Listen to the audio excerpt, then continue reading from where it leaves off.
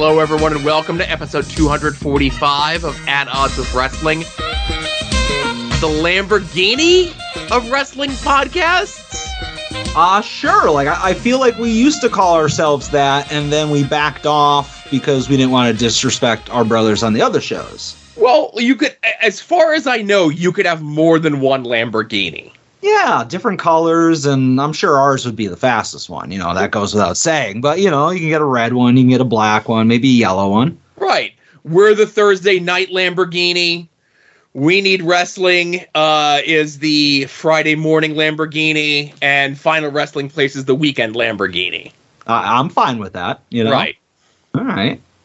Are you enjoying this weather? Because I love it because they are finally terraforming the northeast part of the country to make it so that I can just go outside and breathe comfortably. I love it. Terraforming. Isn't that like the plot point of the Snyderverse DC Universe movies? No, those are terrible movies. Oh, I think that's gotcha. where the terror part comes. But people are saying they're having trouble breathing. I'm like, this is like my garage on a normal day. I will say, I sadly, you know, the car that I wrecked is in to get repaired this week, so we are down to one car. So I am limited in how much I'm leaving the house. But when it was a nice yellow hue yesterday, Yeah. I stayed inside, and then this morning, as we record this Thursday, it was not yellow out, but it wasn't so bad. But, you know, listen, I just wore a mask. Remember wearing a mask? Vaguely. Yeah. But I did get huge COVID vibes from this because not only are there already people who are saying that the smoke is not real, you know, it's all just a hoax to keep you in line. But I remember when COVID first started, they were like canceling a couple baseball games up in Seattle. Mm-hmm. And I remember saying to myself, I'm like, oh, there's a cold going on up there. Sucks for them. I don't have any Seattle players on my fantasy team. And this started very similarly, like where there was a couple games that they were canceling, and I was like, well, hopefully this is just done in a day or two. Yeah, I saw a bunch of people tweet out that picture. I have way too many Yankees and Mets fans on my timeline. Well, I agree with half of that statement. I saw a lot of people like tweeting out that picture of Yankee Stadium, like with the nice yellow hue to it, you know? Yeah. And I just saw so many people that I know that live in and around the city. And of course, you know, Kevin Hellions, who listens and calls in, he's like way upstate. And just, man, I said it on Long Box, Heroes, and After Dark and everything else like this. Just, you know, hopefully they're saying it's going to be better by the end of the day on Friday. We shall see. Like I said, it's not yellow outside. We were out tonight, and it was okay. So at least our area is cleared up. But I remember seeing, like, the map of us on Wednesday, and, like, Scranton was dark red. Mm. And right where, like, Wilkes-Barre and so forth, where I am, was a black dot. Oh, look at you finally getting it worse than Scranton. Yeah. I think because we're in the valley, everything like kind of just dipped down to us anyway. I don't know how air works. I don't know how breathing works. These are all things that are above my pay grade. But Adam, you mentioned something, and I figured let's get this out of the way up front, make things really uncomfortable. How's the soon-to-be-named network football fantasy draft coming along? We are fully filled up. All 8 players are in the league. Thanks for asking. No room for a 9th. I guess my invitation got lost in the mail. Well, you know what?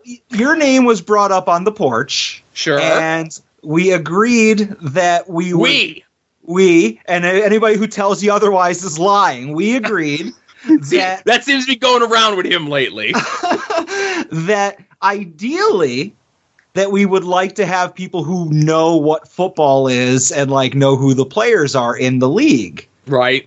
And we said that you would make a beyond reproach commissioner, like somebody that can help with the selecting of the draft picks. Like, okay. Because if I say, oh, hey, I just pulled my name out of a hat and I have the first pick. Yay. What are the odds? Like, people will think that I'm doing a bit. But if you pull names out, that's like beyond suspicion. So I think you should still be involved, but unless you can name like more than 3 players in the NFL that are currently playing, because you can't be like Joe Montana, Jerry Rice, Bo Jackson. like that. Currently playing. What's that? Currently playing, you said, right? Currently playing. Tom Brady. He's retired. Oh, is he though? Oh, at this moment, he's like Terry Funk. He might come back, but right this second, he's retired. I know Patrick Mahomes. Well, that's just because of Marcus. You can't not know about Patrick Mahomes. I know Ben Roethlisberger is dead. No, Ben will never die, but he is retired. Right. No, I think that's about the end of it for current players. See what I'm saying? Yeah. And of course, people like you that we let into drafts would end up winning the whole thing, and it would just cause everybody to get angry. Now, see, that was my thing. Was like, wouldn't it be funny if the person who doesn't know anything about football, me, won the whole thing? Wouldn't that be like a funny bit? That's a funny bit to the person who won and people who are not financially involved in the league. It's not funny to the other 7 people in the league. Why only 8 people? Well, you want to do it in even numbers, and right. You could do 10, you can do 12, so on and so forth. But with fantasy football, like the sweet spot is anywhere from 8 to maybe 12. I used to do a 14-man league, and it sucked because by the time you're in your 4th round, you're like picking up 4th-string wide receivers. So, gotcha. With an 8-person league, we might go 2 quarterbacks per team. Like you're starting 2 QBs every week because that's 16 QBs, and that still leaves whatever is left. But still hammering out the details with the inner circle on this. And I'll just say, I know you said the sweet spot is like 8 to 10. I don't know if he's included, but you said you already have 8. Me and Ed could be 9 and 10. Yeah. Listen, I'm just throwing it out there. I will say, and I hope I'm not speaking out of turn, let me make sure I have it. It's obviously myself. It's my co-host from Porch Talk, Todd Roker, Brett and DJ from We Need Wrestling, Tim and Marcus from Final Wrestling Place, Ronald Two Legs, representing The Card Is Going to Change, and DeWicki himself from Hit My Music. He rounds out the top 8. So I did put DeWicki through a vigorous vetting process. So it was like, all right, do you follow football? How knowledgeable are you? No, I'm just kidding. But those are the 8. So it has to be all podcast personalities or of the network or network adjacent. Gotcha. All right. If somebody pulls a hammy and they need an alternate, you're first up. Mm-hmm. I would give my spot to Ed. I love Ed, but that's not the right show for him. Ed follows football. He likes the same team you do, right? This is true, but again, I don't know. Ed, call in next week and make your case. Maybe I'll move it to a 10-person league. I can be swayed to change my mind. Ed, call in and just say that while bits aren't funny, winning a lot of money is. A lot of money. It's a $20 buy-in league. Come on now. Listen, the day I sneeze at $20, you know what I mean? Yeah. Come on. All right. Really big show, Joe. What happened this week? Yeah, let's get into it. And now, At Odds with Wrestling presents This Day in Wrestling History. You know things are getting uncomfortable where Adam is like, let's talk about wrestling instead. No, not uncomfortable. We got a Patreon show, and I heard a nasty rumor that there's like 87 phone calls. So, yeah, I don't listen. I know you live this life, but I don't have work tomorrow, so I can sleep in. You know. Oh, I have Grand Theft Auto to play. Right. All right. So on this day in wrestling history, 26 years ago, the World Wrestling Entertainment held their King of the Ring pay-per-view from Providence, Rhode Island. This is the one where Triple H won a year later than he was supposed to win it originally. If you know that story. Vaguely.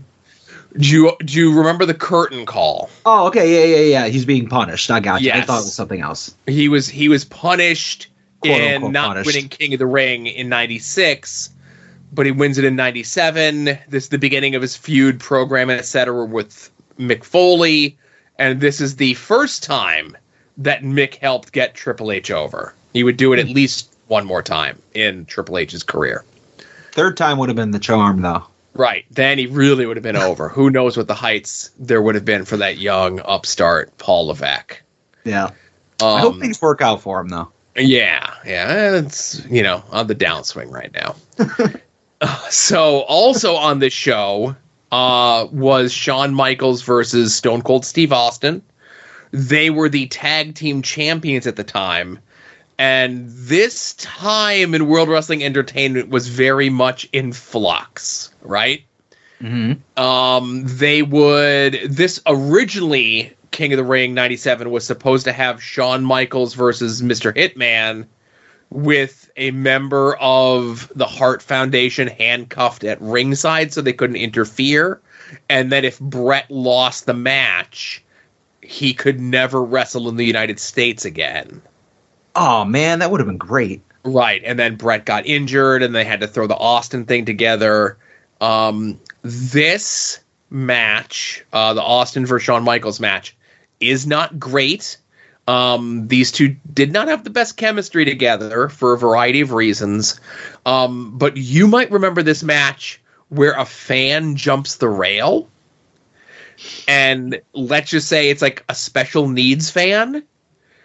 And Shawn handles the situation in a very unlike 1997 Shawn Michaels manner. How so? I'm honestly curious about that because I'm not playing dumb. I don't know what happened there. So it was very clearly someone who, was there, with a handler, and they jumped the rail. And, under normal circumstances, security would grab the guy, the wrestlers would beat the guy, whatever it is. Shawn sees the situation, intercepts the agents, puts his arm around the kid. And I say kid, he was probably in his late teens, early 20s. Shawn puts his arm around the kid and kind of slowly starts walking him back to his seat and talking to him. And it was a very, like I said, even at the time, Shawn kind of was this was pre-heel turn, this was pre-DX, but Shawn kind of had a reputation of being a crybaby, a temper tantrum when things don't go his way, and this very easily could have been a situation where he threw a fit or a tantrum or whatever it was, and he didn't. So as much as I rag on Shawn, this is one of those things that always kind of keep me from 1,000% burying Shawn. He got a foot back of his chocolate bunny, huh? Yeah, it's a foot that he'll never get rid of. It's stored in a box. Yeah. He'll kind of get beaten on and made fun of. Listen to the Patreon show later on tonight for a variety of things. But this is the reason he'll never fall into that Phil from Chicago, Young Bucks, etc. sort of category. Yeah, put that bunny in the freezer next to the piece of wedding cake. Exactly. But yeah, like I said, I was WWE. This is my time. This was in a great era of WWE, but I was hanging in there, hoping for the best. Yeah, and like I said, when we were doing this before, it's 1 year before kind of the peak Attitude Era, or at least the start of the peak. Well, again, you say 1 year before the peak Attitude Era. This day in wrestling history, 1998, 25 years ago, we have our head-to-head Raw versus Nitro. It's a taped Raw, which always, feels a little off. We have a bunch of King of the Ring qualifying matches. We get Mick returning as Mankind as a heel, aligning himself with Paul Bearer and Kane. We get D'Lo Brown getting his pectoral muscle torn in his match with Dan Severn. He should get some kind of protection so that doesn't happen again, Or at least to protect it from getting further injured, right? Exactly, yeah. And this is also the episode of Monday Night Raw where there's a three-way dance tag team match for the tag titles of the New Age Outlaws versus the Disciples of Apocalypse versus Legion of Doom 2000. And Billy pins Road Dogg to win and retain the titles. Pin themselves, basically. Yes. Okay. Because this was, again, it was one of those things where Sergeant Slaughter is now a babyface again. We're or like a heel. It's unclear, but like he made this to try to punish the New Age Outlaws, and they outsmarted Slaughter by just like Billy pinned Road Dogg or Road Dogg pinned Billy. It doesn't matter. And it's like, well, you pinned the champions, but you are the champions, so you keep the titles, right? Yeah, it's some Inception level stuff. Yeah, and then they implemented the outlaw rule specifically in WWE after this, saying that you can no longer pin your partner in a three-way dance triple threat tag team match.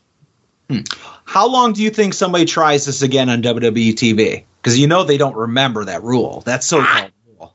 I think this is one that's kind of ingrained in the sauce.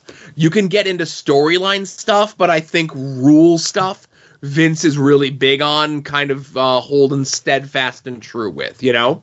Okay. Now, again, like I said, we're talking about Raw here, of course, and, you know, it's not a very clippable show, unfortunately.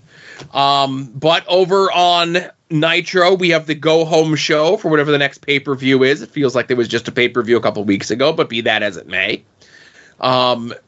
Goldberg gets his 99th win, defeating Chavo Guerrero Jr. All legitimate. I definitely think they could. This was at the time, once he was at like 50 or 75, was when they really started cooking the numbers. Like, in between episodes of Nitro and Thunder, he would go up like 6 wins.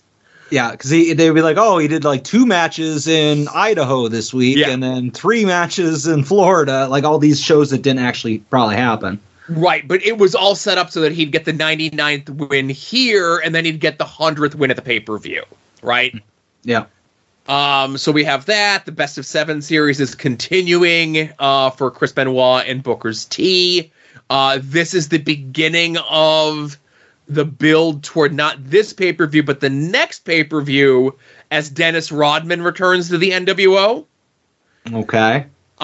This is also, and sadly, we don't get the full promo. It's just an entrance, so it's not as, again, clippable, and that's what we try to do as an audio podcast, of Sting coming out in the red face paint.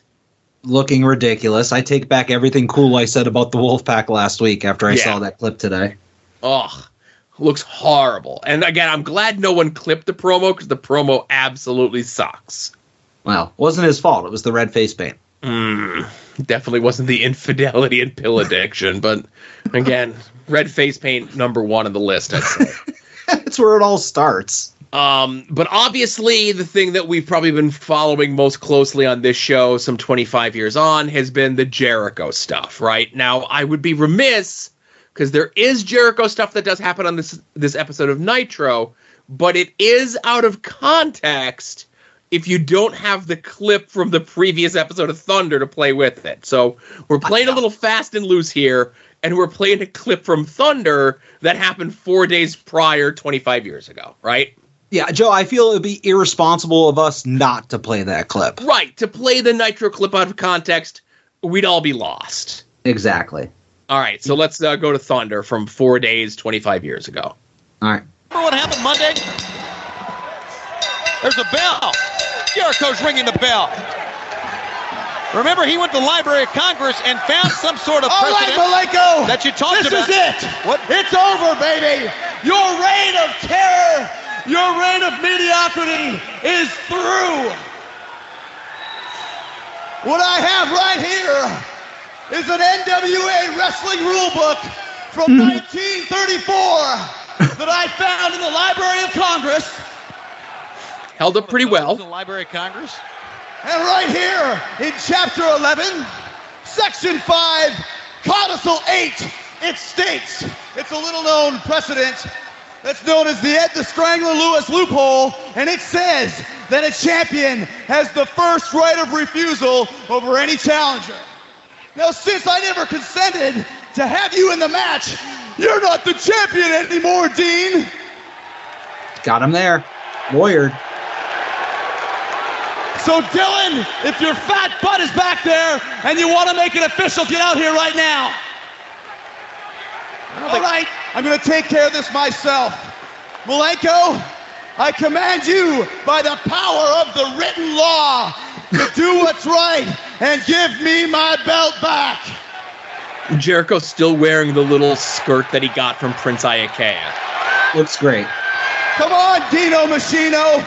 Don't desecrate the dead memory of your dead father even more. The dead memory. That's right. And give me my belt back now. Give it to me. Come on, Malenko. Give it to me. Oh. Give it to me. Duck Give it to season, me. rabbit Give it to me season. right now. Oh, he didn't mean like that. Who could have seen that coming? This is what you call throwing the rule book out the window, I believe. Literally. It's uncalled for. Oh, I love this. oh, oh, my head. Yeah, boy. Oh, my head. I thought Tanay had the only copy of that book. Malenko. I tried to do things right. I tried to do things the corporate way. Remember what happened? All right. So again, he had the rule book. He took it out of the Library of Congress. Mm-hmm. All very So now efficient. let's see. J.J. Dillon didn't come out. So let's see how this pans out on Nitro. Schiavone, what I have right here in my hands is a registered letter from the head, from the owner, well, pretty much the owner of the entire free world. A letter from Ted Turner himself. Whoa, we need...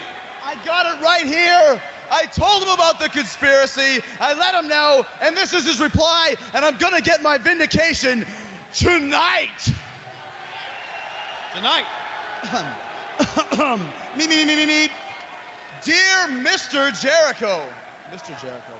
After reviewing your request regarding a final decision on your grievance with World Championship Wrestling, I have reached the following conclusions. Firstly, let me commend you on your recent performances within WCW. Your work has been incredible, your dedication has been remarkable, and your tenacity has been second to none. As a matter of fact, I see in you a lot of what made a young Southern man into the billionaire media maven he is today. You even receive high praise from my lovely wife, Jane, who incidentally sends her regards. Wow, Tony, she's such a sweetheart. I enjoy my summers fishing in your homeland of Canada, as I equally enjoyed watching your father excel in the National Hockey League. So, in regards to your legal search for justice, I have only this to say. This is where it gets good.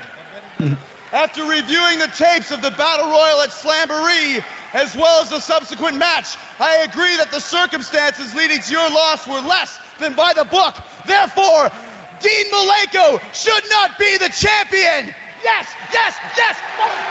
Finally, justice for Jericho. Should not be the champion. Right! Should not be the champ. Ted said so. However, your incessant whining and complaining has sickened me, so I must agree with WCW President J.J. Dillon in saying tough luck. The decision stands. Dean Malenko is the undisputed Cruiserweight champion. Yeah, I can read that too. That's pretty good. As far as your legal precedent goes, this is the WCW, so your little-known codicil will remain unused, undisclosed, and unfortunate, similar to your wrestling career, signed Uncle Ted Turner. Oh, such great stuff. I used to have all of these on a VHS tape, Adam. All in order, like with the wrestling obviously cut out. No, the wrestling was in there too. No, I just mean like Nitro's cut out. It was just one tape of all the Jericho stuff. Oh, good stuff there. That's why I don't get rid of a VCR yet. Yeah. I think I'm very shortly going to be without a VCR, and I still have like a bin of tapes of stuff like this that I've cobbled together, you know, of like these original airings of stuff. The quality is probably dog shit, you know, but man, I would just sit there and watch these, you know, like what a life I led. Mr. Man of Excitement, you got to figure out how to digitize these things. It's the World Wrestling Entertainment Network, the Peacock, but it's not, right? It's not the same. No, it's not. That's correct. It's not the same. Yeah. All right. But this Jericho stuff is peak stuff, man. I love reliving this.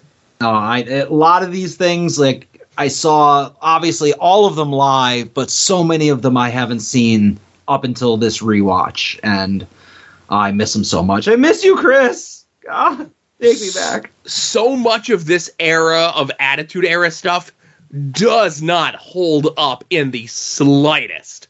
but this Jericho stuff 1,000,000% does. Yeah. Saw a lot more wacky Triple H out and about today on this day in wrestling history Twitter, and those don't hold up at all either. So when it's time to discuss and play Triple H being racist, we're going to wait for the big one. Yeah. All right. This week was a forgotten one. We're going to play the big one when it's time for the big one, right? Yeah. But we do have one last thing, of course, to cover from this day in wrestling history. And that was from this day in wrestling history in 2006. Let's check in with our good friends, Kevin and Alex, over at TNA and Paparazzi Productions. Yes. What happened last week? Saban came out. Yep. Into the trap. Fell right into it, huh? Come on, Nash. I've got to prove to everyone I can do this. Oh, you kill me. So here he is. He's in. Bang. Yeah. I want a match. Gee, really? I mean, it took you a couple of weeks after I threw you on your bean and beat you up to think about that, huh? Step 2. Right to it. Later on today? Yeah? Oh, yeah. Saban's got a match. We're going to scout it. I spy on that one. And you know what? We're going to make sure that he knows we're there. Last thing, next week, warm-up match with Saban type star. What do you mean? Can you go out and find me somebody that looks like Saban, wrestles like Saban, he's built like Saban, does his exact moves? I mean, a clone. If you get that guy, then I can give you this next week. Bam! Let's go, Nash! Let's go, Nash! Let's go, Nash! Next week on Impact, only on Spike TV. Only on Spike TV. The X Division debut of Kevin Nash versus an X Division star. With the star there, Size matters in a pole match. My specialty. Wow. Yeah, everybody's got to have one. My specialties. If anybody knows anything about a pole, it's, size matters pole thing. Whoa. I like the cut of your jib there, Kevin. Whoa. Oh, such good stuff. Those two scamps, those two lovable scamps. Kevin Nash still fondly looks back on that time. And then right now in Impact, I think Shelley's going for the world title. Yeah, it's like back then, 2006, they were just a pair of young upstarts hoping to get their first big break. That's right. It was nice to see them together, at the same time. And I know next week it's the X Division debut of Kevin Nash, which is a match, but I have a feeling that we're probably going to be playing that next week as well. I look very much forward to it. So that's really all we got for this day in wrestling history. Adam, what would you like to discuss from this last week in the world of professional wrestling? I will start off with, this is something that I talked about how it was set up a couple weeks ago with the Blackjack Battle Royal, but I'm going to talk about the match that opened up Dynamite, and that was freshly squeezed Orange Cassidy defending his international championship against Swerve. And this match, in my eyes, was everything that I hoped it would be. They did a lot of the same spots, or at least the same setups, for the spots that they did when they were facing off in the Rumble or the Battle Royal. And only this time, because they were both so well prepared for the match, there were counters to everything that was successful the last time they faced each other, which I thought, is just a good way to build on the story. And I like the fact that when Orange Cassidy eventually does lose the belt, years from now, it's going to be because of the culmination of all these injuries. He's getting taped up and more bandaged every single week, and more of his moves can't be done, or he can't hook this arm, can't hook this leg, because of the culmination of all the abuse he's taken by being such a fighting champion. And every week that he defends this, you're like, is this going to be the match where he finally does lose it? And you can't blame him, because he's just been a beaten man defending it way too much. And I thought for a second that this could have been a scenario where they could have did it, and I would have been fine with it, because I do like Swerve. But overall, I thought it was a really fun match, and I hope they wrestle again. Okay. Like this match, did not love this match. I bit on like almost all of the false finishes at the end because so many people online were so convinced that Swerve was winning the belt, and I knew he wasn't winning the belt this time. But the way that this match was kind of put together and laid out, especially the beginning of the match, it definitely feels as though they weren't giving everything away up front, because obviously we have the 8-man next week. I wouldn't be surprised if Swerve pins OC in the 8-man, and then they're probably going to do a rematch, maybe at a pay-per-view somewhere, you know? Mm-hmm. Really liked the match, didn't love the match, was not my favorite match from Dynamite this week. Okay. My favorite match from Dynamite this week was Jungle Boy and Hook taking on Drillistico and Preston Vance. You know, I will say before you get into your thing, I didn't give two craps about that match until Preston was busted open, and then it seemed like it just went to a different gear. So I had zero expectations, zero care, zero anything about that match. Like, all the players in the match are just whatever. They're there. But the fact that it starts off hot, it was chaotic. And I like I like when there's a Texas Tornado or a brawl or a no disqualification or a something match like this. And it's a tag match. And so let's get into the thing that I hate, which is when there's a match like that, Texas Tornado, no rules, no disqualification, no whatever it is, right? Mm. And it's a tag match, and they work it like a regular tag match where there's a guy in the corner waiting for the tag, and there's like regular heat segments and stuff like that. It's Texas Tornado. It's no rules. It's no disqualification. You should just come in the ring whenever you want. You shouldn't be sitting there waiting for a tag, right? Yeah, it shouldn't have to devolve to that point, which a lot of times it does. You know? So many times it does. And this, I think, I forget who I saw. It was a lot of people mentioning it when Jungle Boy or Hook and Vance went and were brawling in the crowd, and Jungle Boy and Drillistico were in the ring. It was shot in a way where they were in the crowd that you could see both sets of guys fighting at the same time. Mm-hmm. On TV, which I thought was a great way to set that shot up for TV. So it looked cool, it looked different, it felt different, and it was just like chaos, which is how these matches are supposed to be. It felt like a fight because it was so like rough and unpolished and whatever it is about these four characters. And then, of course, as you mentioned, once Vance gets busted open, now we're like in a different gear, right? And he bled so much. Preston Vance bled so much. Now, granted, there's TV blood and in-person blood and whatever it is. There was a match during the Shane Douglas Pitbull 2 feud in ECW where Pitbull 2 bled so much, Shane Douglas had as much of Pitbull 2's blood on him as Pitbull 2 had on him.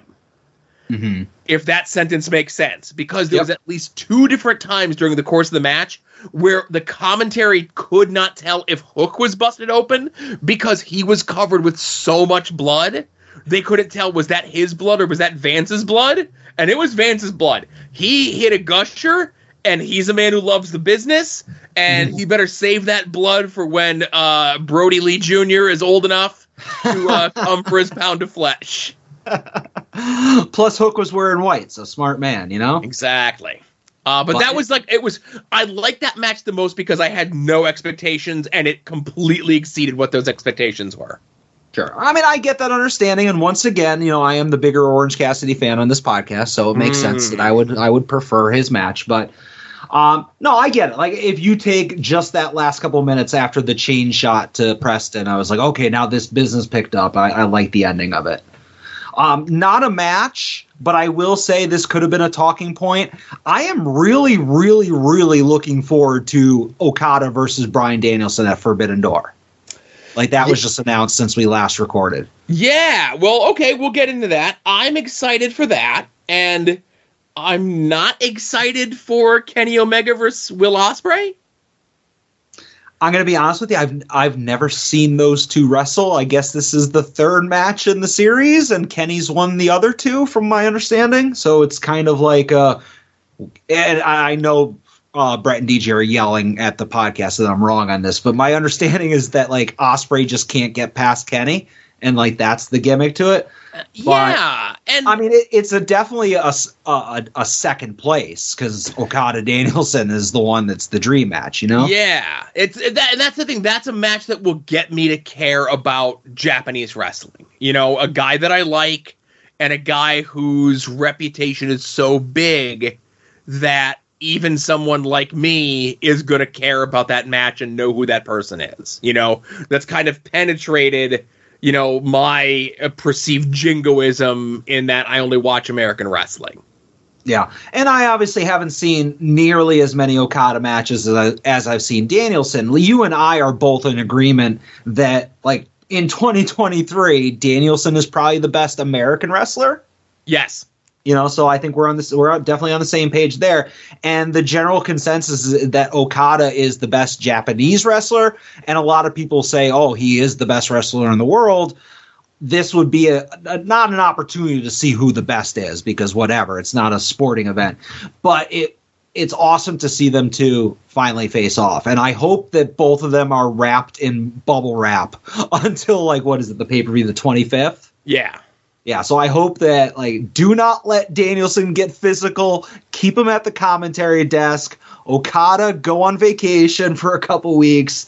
I don't want anybody dinged up in this match because I don't want any, I don't want to say excuses, but I don't want anything held back.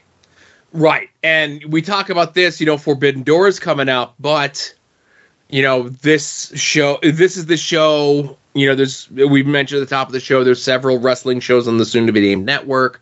There's several shows that dabble, if you will, in Japanese wrestling. But when people want to know what's going on in the world of Japanese wrestling, this is the show that they tune into. Mm. And obviously, the announcement that Eddie Kingston is in the G1 is huge news. Listen, I was joking around on Twitter, but you want me to watch the G1? You put Eddie Kingston in there, and I am going to find a way to watch this. Now, are you going to pull a Brett and DJ and be tuning in at like 3 o'clock in the morning? That I'm not going to do. Oh, I have a job. I listen. They have jobs too, but like, listen. My sleep is very precious to me. You know. No, I gotcha. No, I saw that announcement. That was awesome. Like, I have not. I don't ask about these things, so if I don't pick it up, kind of in my timeline, I don't know. And you know, obviously, I'm like, I hope Eddie's fine, and I am looking forward to his quick recovery. And when you see him start to get announced. Yeah. For like tournaments and shows and stuff like that, I'm like, oh, all right, cool. We're back on schedule. I think we talked about it on the show a couple weeks ago.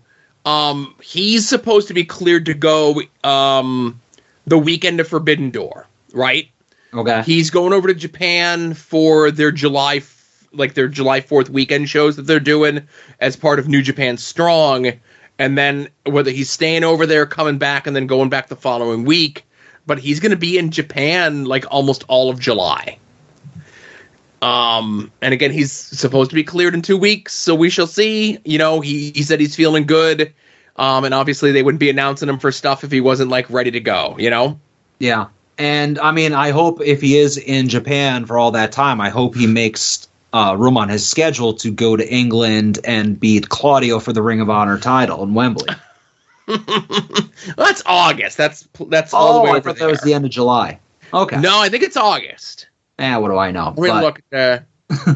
I know you sent out an email that has those dates in it, but you know. Yeah, the all-in London events at Wembley are at the end of August. Oh, perfect. He can have some fun in Japan, win some trophies, win the G1, whatever it is that you get when you win the G1. Probably a shot at the belt. Prestige. Let's say prestige. Oh, prestige. Yes, we're both Japanese wrestling experts, but yes. Let him do that in July. Come home, set up the build-up to the winning of the title, the Ring of Honor title. I'd be okay with all of these things. Yeah, I feel like this is this. You know what? This is the summer of Eddie Kingston. He's got a new Fig coming out. Everything's working out. Fingers crossed, baby. Fingers crossed. Yeah. What else do you got? Because I got a couple more. Well, the only other thing I was going to talk about, and we can just slip it in here if that's cool with you, is I watched the Dark Side of the Ring for Magnum Ta. Magnum Ta? Yes. Magnum TA. So let me ask, going into this, what was your knowledge base of Magnum TA? I want to say that I knew 95% of the stuff that was in this Dark Side of the Ring. Holy shit. Only because, like, his rise, and I don't want to say fall, but, like, his story is just kind of something that was always talked about in the aftermags. And, like, I was a heavy reader of all of those when I first started watching wrestling. And I was kind of shocked by the fact that this happened in, like, 86, you know, when he got hurt. And I felt like it had to have been closer to when I started watching wrestling, because I feel like I lived through the Nikolai Volkov babyface turn. Nikita Koloff, but yes. What'd I say? You said Nikolai Volkov, Nikita Koloff, but I get you. I'm sorry. Yeah. All those Russians look the same. But, like, so for whatever reason, I thought my timelines were mixed up, and maybe I was just thinking, like, with the Mandela effect, that just because I read about it that I lived it. But all of the stuff with his rise and him supposed to be the NWA champ and him basically being crowned and getting injured, all that stuff was nothing was new to me. The only thing I didn't know was the Buzz Sawyer story about him charging Magnum $10,000 for a wrestling license. And I was really surprised that halfway through the show, or through the episode, is when he gets in his car accident. And then I'm kind of waiting for, like, the salacious or scandalous thing to drop that I didn't know. And obviously it never did. And it was kind of a story about a guy who, you know, could have been a bigger star and should have been a bigger star, and his career was cut off. But it didn't feel like it was a Dark Side of the Ring type of episode, because there wasn't something like, here's somebody dying, here's somebody doing drugs, here's somebody being a crook, you know, something true crime-ish, which you kind of usually get a little bit of in the majority of the other episodes. So they play a little bit of that with the infidelity with the wife. Yeah, but I mean, even that was like, oh, they're on good terms now, or they seem to be. She was good enough to be on the documentary, and she didn't really bury him. Right. And I'll say this. Listen, you know, take this for what you will. The fact that he's in the accident, he's considered, you know, possibly a paraplegic. They show him, like, walking to the ring a couple times with a lot of help. And within a month of him getting out of the hospital, he was already cheating on his wife. That's interesting. Now, again, I will say I know a lot of this stuff. I knew a lot of this stuff too, but it's always nice to have these things in, like, an encapsulated little, you know, whatever. Yep. I did not know that Andre was the name that Andre the Giant was the one that came up with the name. Yeah, that's a cool little tidbit. Right. The bit where they talk about him going into Bill Watts Mid-South and him getting, like, not so much different gimmicks, but different looks. Like, oh, we want you to come out looking like a rock and roll and a little bit more punk, or maybe come out wearing a suit, or maybe come out wearing this. So I've seen, you know, obviously years and years later, a lot of Magnum TA's stuff in Mid-South, but it was after they figured out who he was. Yeah, put him on a bike, give him a leather jacket. Yeah. And the Buzz Sawyer story I never heard either, because there's a more famous Buzz Sawyer ripoff story. Okay, who'd he rip off? The Undertaker. Oh, well, that's an uplifting story. That's on the light side of the ring. But that's like that's the famous one. Like, obviously Magnum becomes a bigger star, it'd probably be just as famous. But yeah, so Magnum, like, I never saw Magnum, like, while I was growing up, because by the time that I got NWA in our neck of the woods, it was like 88 into 89, and he was already in the accident and already, like, you know, just a guy on TV as a host, right? Mm-hmm. Again, they really painted him as like a guy that was going to help turn Jim Crockett Promotions and NWA around and against. And I thought they told, and again, whether it's real or not, and obviously you could argue that until you're blue in the face, and people who are much more familiar and smarter about this era of pro wrestling could probably do a better job of this sort of thing, but they did a really good narrative of painting him, Magnum TA's accident, as the thing that kind of prevented Jim Crockett Promotion from being a legitimate threat against the World Wrestling Entertainment. Yeah, and I feel like that's a bit of a grasp. That's like a huge leap to take, because if Magnum TA ended up becoming this huge international superstar, top guy, like Vince would have just bought him. Vince got Dusty and, ruined him. And Vince got Ric Flair. And Vince got everybody he wanted. So if Magnum ended up being a top guy, sure, NWA would have made more money in the short term. But it's not like if we had a time machine and we somehow kept him from getting in that accident, it's not like we'd be tuning into the Crockett Network and watching, their development NXT, versions or anything like that. Like, it would have maybe delayed things or changed things, but to say that Magnum himself would have not only it would have turned the tides of Hulkamania, and there'd still be the big two, and it was very ambitious of a guess. But I liked what they tried for, Oh, sure. Yeah. I was very entertained. Yeah.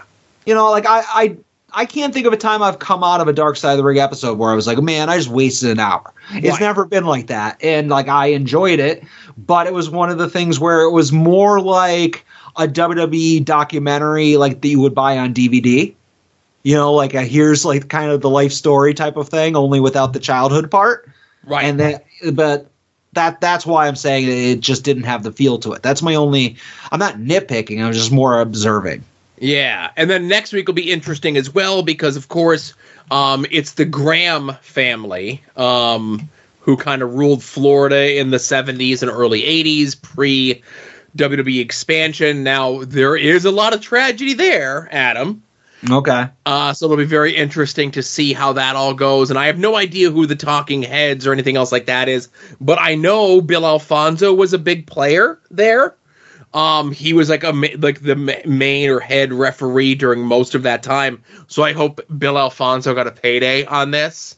Yeah. Speaking of which, okay, and then we'll move off from Dark Side of the Ring. Did you by any chance? Now they obviously when they do the reenactments, a lot of times it's indie guys because they need people to do bumps and whatever it is and look the part of a wrestler, whatever, right?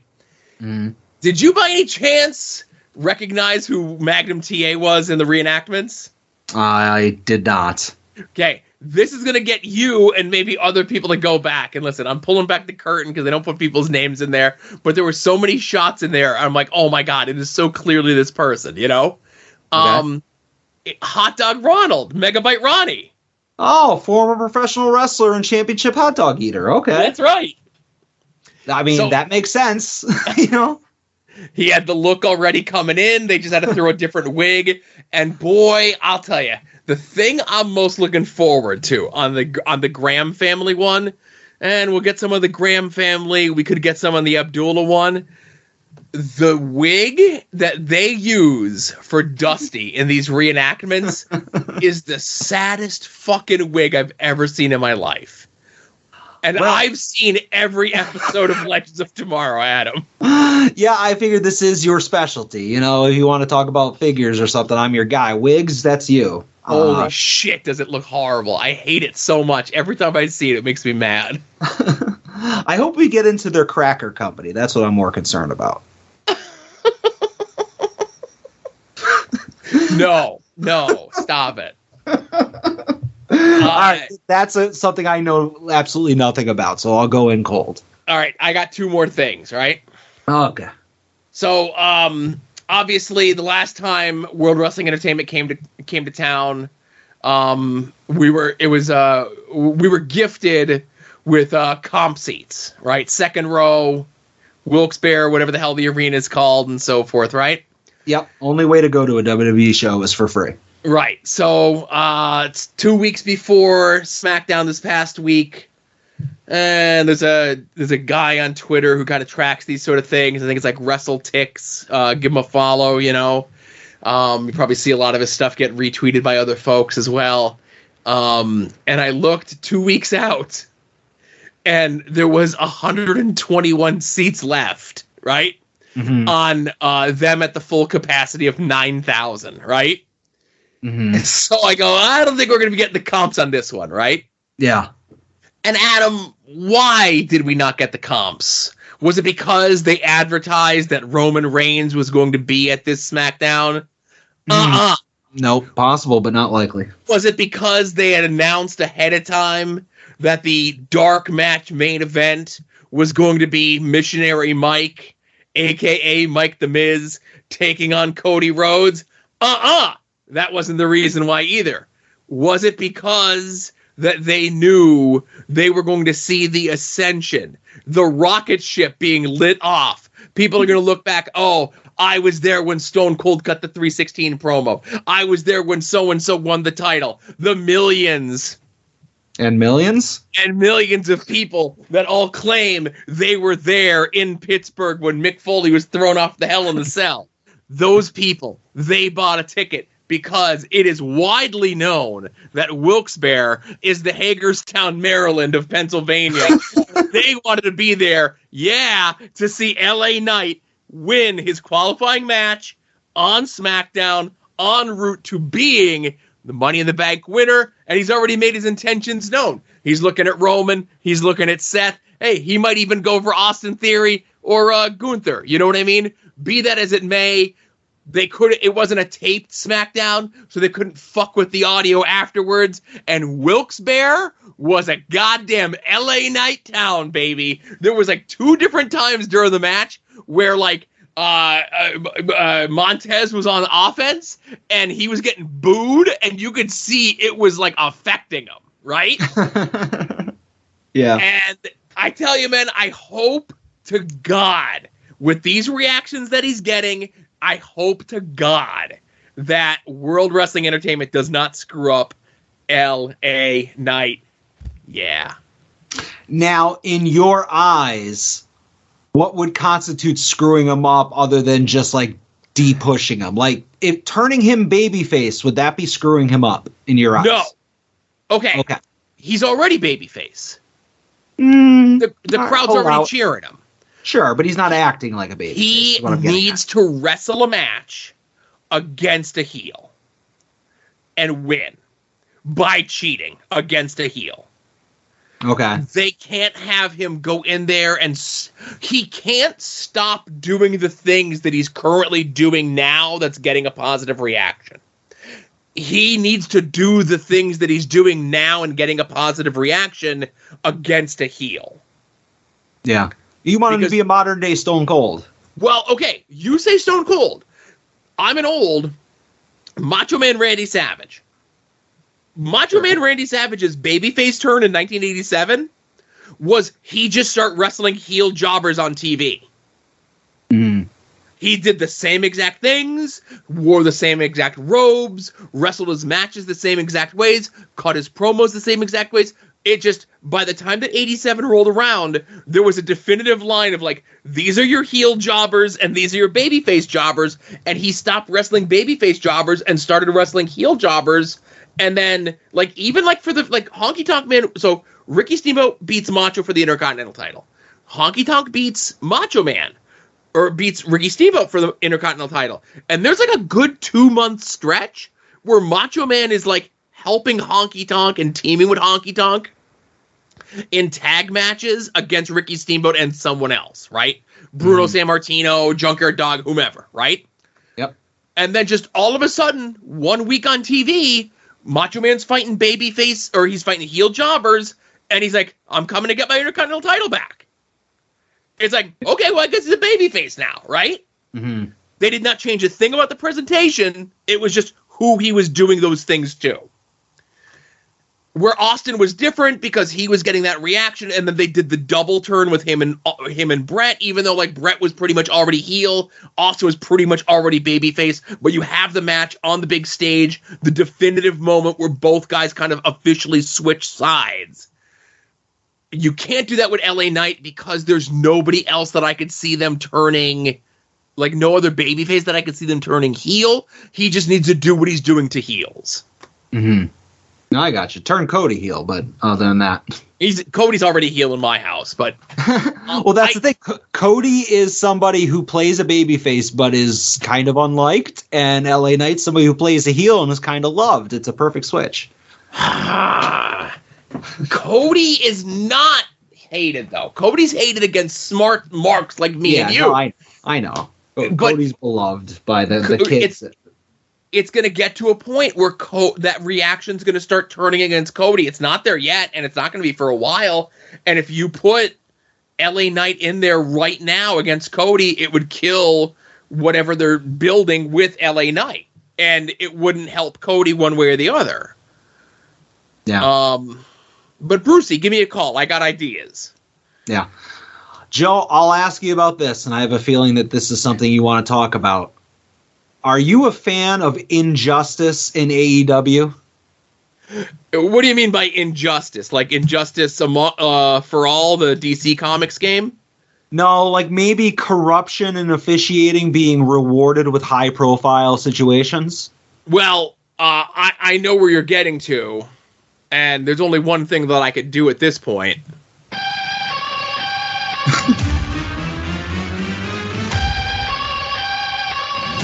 Joe, I'll let you take this. This is your account. All right.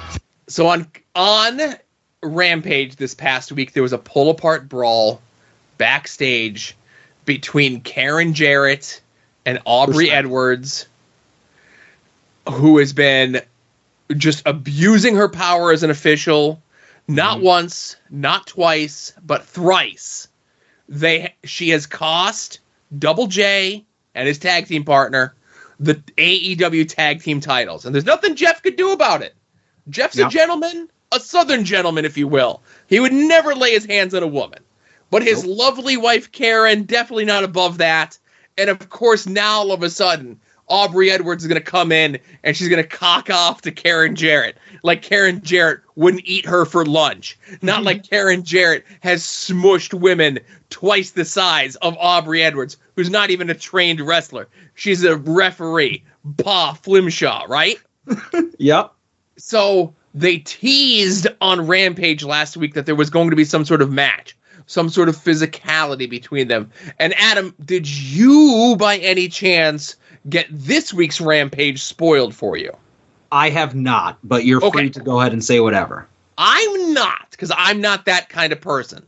But I had built it up in my head like 2 weeks ago that it was going to be Jeff and Karen against Mark Briscoe and Aubrey Edwards. Okay? And that's the vibe that I got. You know, that's what I was under the impression of. Somehow, they're making that match better.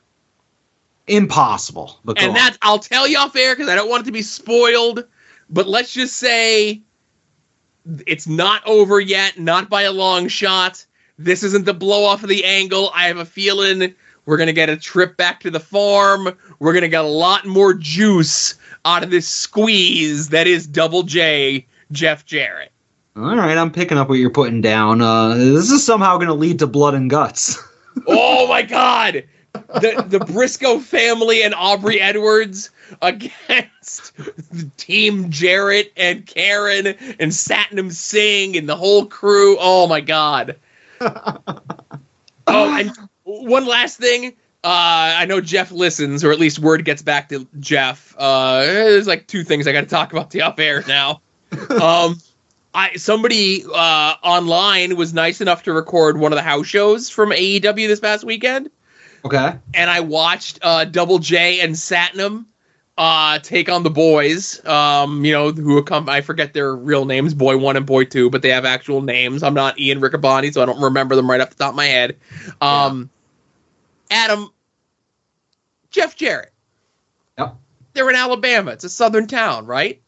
Mm-hmm. Southern state. How many bumps did Jeff take in this match? If he's smart, 0. Adam. Mm-hmm. He took 4 bumps in this match. Well, he's still smart, but that seems excessive. Go on. That, again, 1 is excessive. I got to put Double J in touch with our good friend, the Boar, so they can share some tips about how you're supposed to work these house show matches. Yeah, the Boar can teach him how not to bump. Jeff can help him get the bag, you know? Listen, Boar's already getting the bag. Oh, but not at the Jeff Jarrett level. Come on. Listen, Boar will admit Jeff Jarrett's a lofty goal. And if a little of that Jeff dust could sprinkle off of the Boar, I think he ain't going to complain. Because that dust, that Double J dust, it's gold. Not Global Force gold. No. Real, actual money taken to the bank gold. Yeah. One of my favorite things about this podcast, Joe, is that both you and I were in on the ground floor on both Jeff Jarrett and LA Knight, just supporting them every step of the way. Neither one of us at all not in on it. That's the best thing about the show. Yeah, both of us. We've always been big fans of those two fine gentlemen. Mm-hmm. Yep. Yep. You won't see me jumping on what you're doing. I'm just saying. Oh, you know what? I will say this. The Japanese wrestling thing. I jumped on that this week for you. Yeah. Well, it's all right. As you said on Twitter, I have so many bits, it's hard to manage them all. I got to outsource a couple of them. Right. And I want to mention this. We were talking about it before, and just to kind of end around, because it's in my head, and I would literally die if we did not mention this. When you talked about the Nikita Koloff thing and the babyface turn, yep, they did it a second time. So in 91, Nikita comes back to WCW, early 91, and he runs a program feud with Sting. And then by the end of 91 into 92, he turns babyface and teams up with Sting. They essentially do the same deal. Okay, so that makes perfect sense, because that's obviously when I started watching WCW, is around the Vader, Ron Simmons era of the run of the champion. So yeah, okay. That's why I felt like I lived it, Mm-hmm. All right, well, I'm glad you didn't die. You got to tell me about that. Right. So, hey, we have our homework, of course, which will be over on the Patreon, which is going to be Adam's assignment, which was watching the Marine 6 Close Quarters, starring Missionary Mike, Shawn Michaels, and Becky Lynch. Yep. And no spoilers, but man, do they end on a high note, is all I'm going to say. What a great ending to the series. Now, we will also be doing over there our pitch for the Marine 7. And let's just say I had a pitch ready to go. Mm-hmm. And then I watched part 6, and I had to completely throw my pitch out.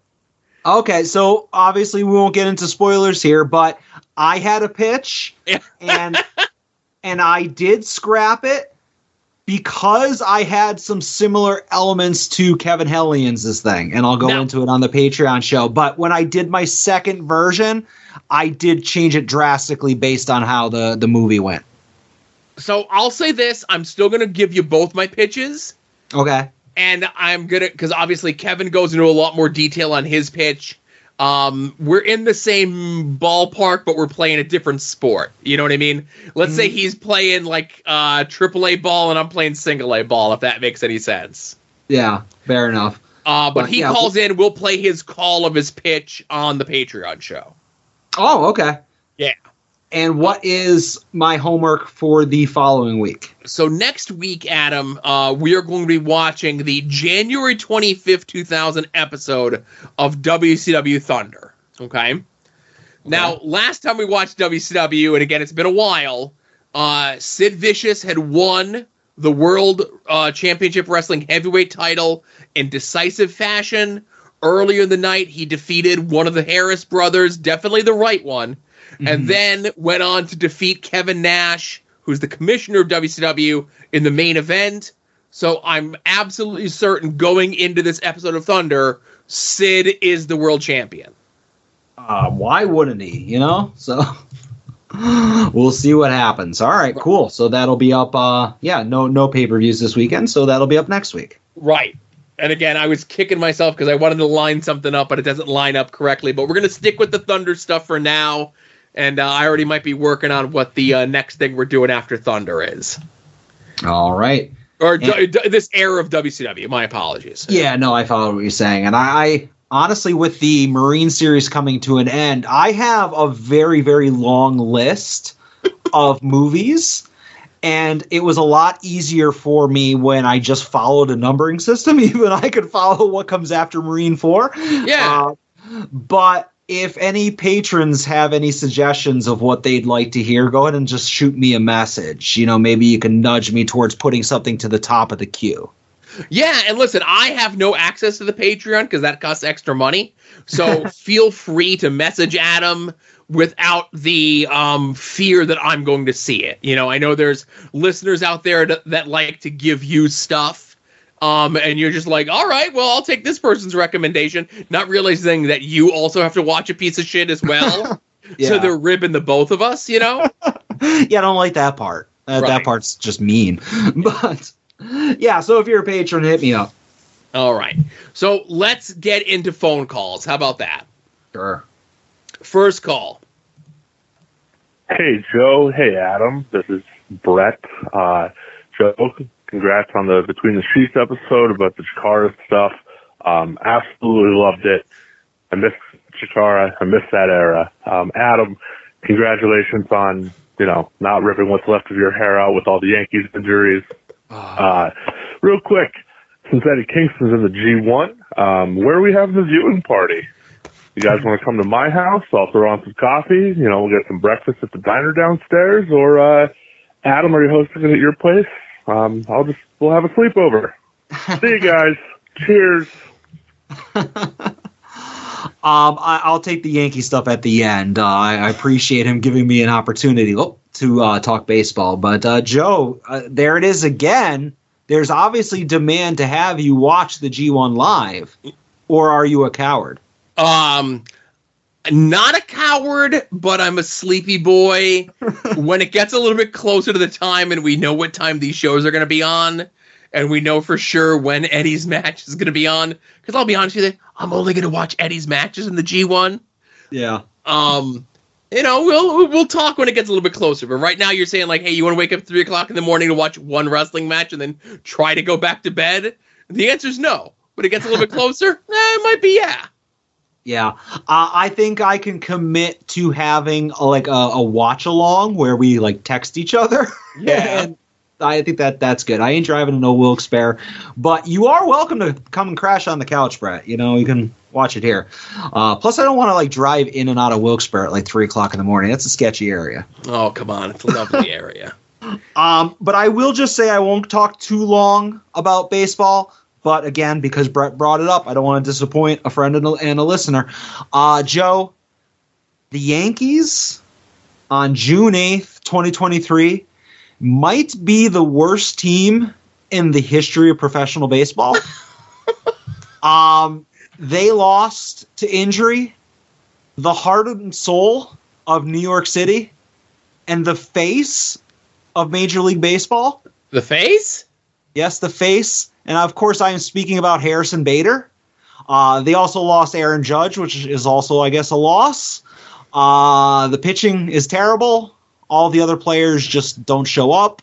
It's really hard to watch. And they're also playing in Gotham City right now with all the freaking chemicals floating around in the air. It is not a fun time to be a Yankee fan. And despite what friend of the show Marcus said on a recent episode of his podcast, the World Series is emphatically off. Listen, I'll say this. I would have bet money coming into this without even looking at it that the Royals would have the worst record in the league just because they're the Royals. But the Athletics have the worst record. So minimally, there's at least 2 teams that are worse than the Yankees. And even in their own division, the Blue Jays and the Red Sox are beneath them. So, again, they're not I get where you're coming from. If you're not first, you're last. I get it. Well, that is one way to do it. But here's the thing. I think it is worse if you are a team that has the talent and the money to perform at an elite level and you don't, than a team that does not have the talent or the money and just bottoms out. So, did anybody expect the Oakland A's that has the total combined salary of your average Best Buy to compete with everybody else? No. So, yes, they have the worst record, but does that make them the worst team? Nah. I think the worst team is the team that is built from head to toe with superstars that just can't get it done. And that's why the Yankees are the worst team. So, I guess what you're saying is dollar for dollar, they're the worst team. I think so. Yeah. I mean, the Mets have a higher payroll and their record is worse. But again, nobody really starts a season and expects the Mets to win anything. And I don't know. It's like a funeral watching every game because you just know that nothing good is going to happen. At least until Harrison Bader and Aaron Judge come back. And then maybe the World Series will be back on. We'll see. All right, and we'll address my appearance on Between the Sheets in a bit. I feel as though there might be a call or two about that. Absolutely. All right, next call. Thanks, Brett. Hey there, Joe and Adam. It is the other JB here. I'm just making sure to call in before I go do my workout, because otherwise I'll forget and I'll be late, and I don't want to turn it into late. Alrighty. So, for this week, everyone just loves the business more than I do in my matches. I don't know what it is.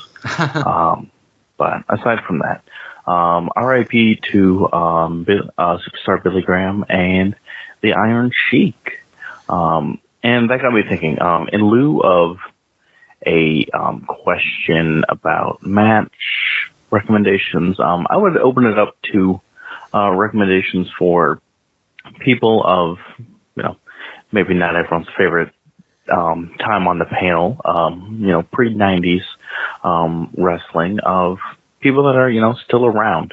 I know AIW brought in Abdullah Butcher, Larry Zbyszko recently for the Gauntlet, and so I would open it up to you guys to let me know who are some of the stars that I should be keeping an eye out for and trying to at least, even if it's for posterity's sake, posterity.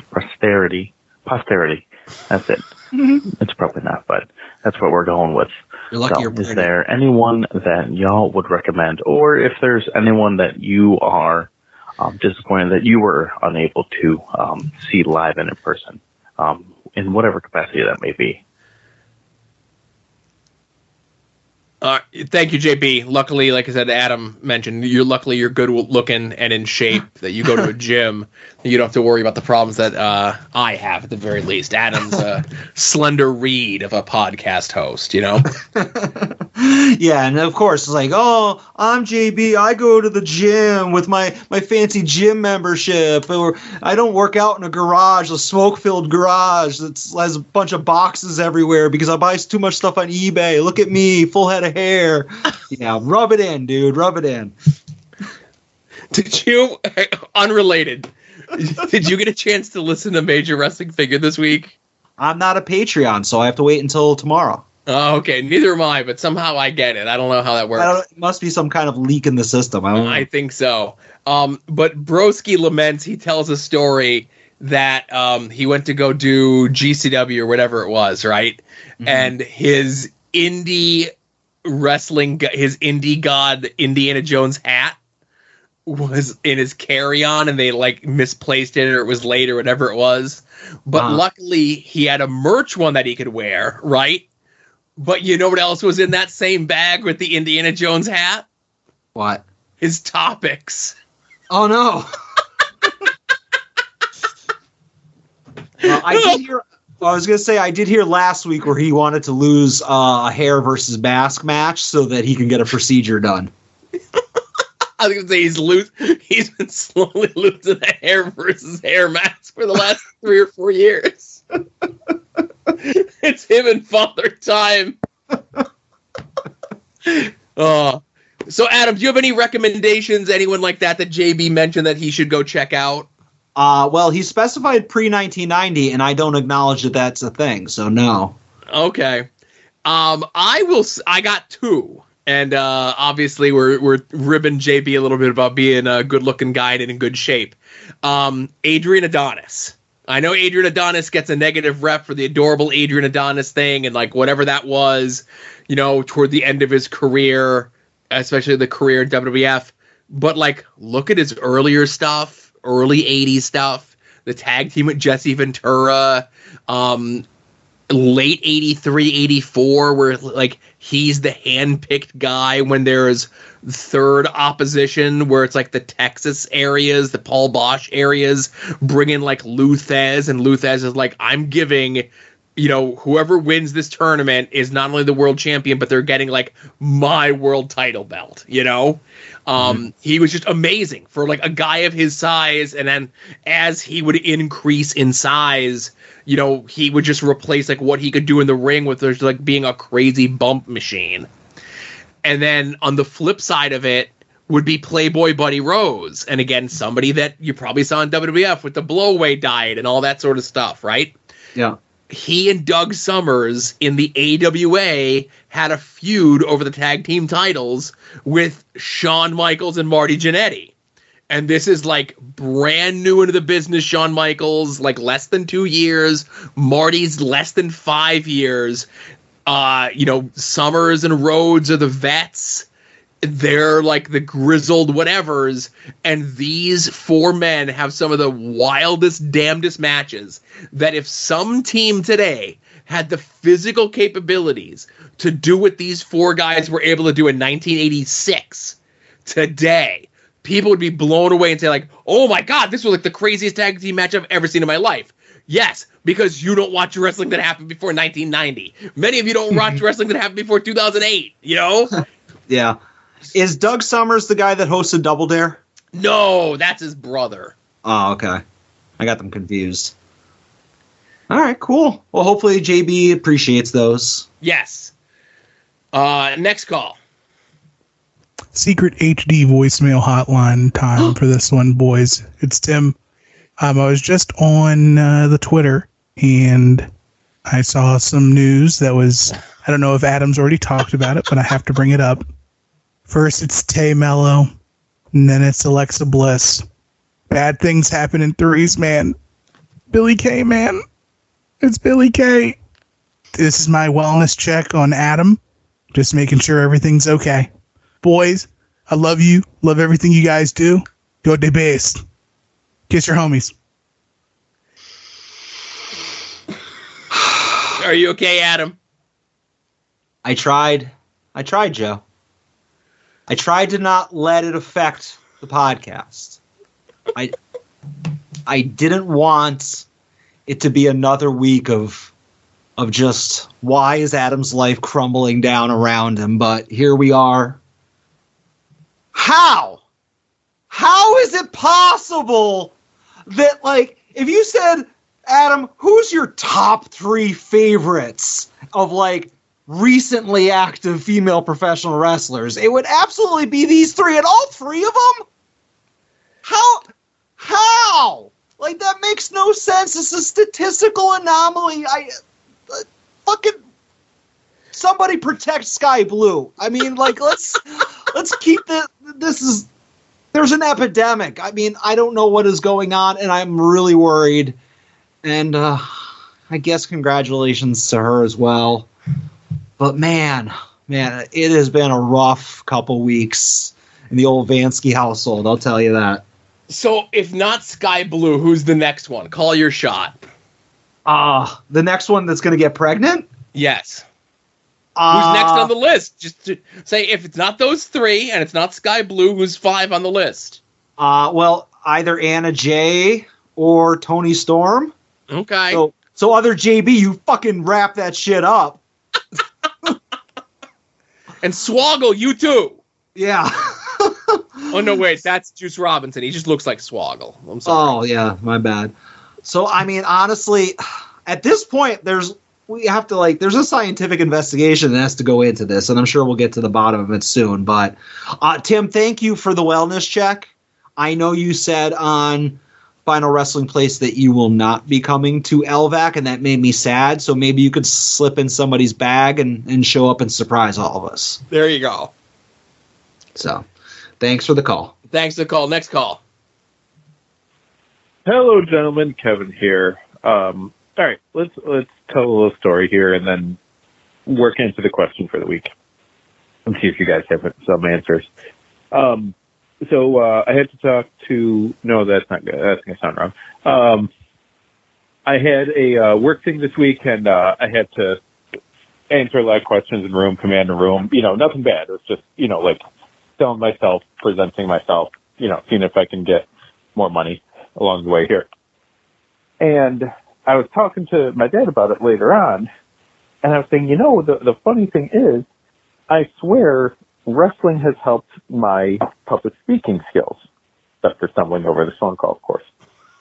But to go out there to sell myself, to present myself, to give a reason to want to pay to see me, or pay me more money to see me every day at work, I absolutely think paying attention to certain things. There was when WWE had their tryouts in Nashville a couple of years ago, Paul Heyman was out there like, I'm not going to remember who ran the fastest. I'm not going to remember who did the most sit-ups or push-ups or anything. I'm going to remember who said something that made me feel something. I'm going to remember who said the best things and connected with me as the audience. But, that's an excellent point. So I've always tried to, do things like that. Let me connect with you. I want you to remember me when I leave the room. Things like that. So I'm wondering, gentlemen, is there anything that either you do in your day-to-day life that might have been inspired by wrestling?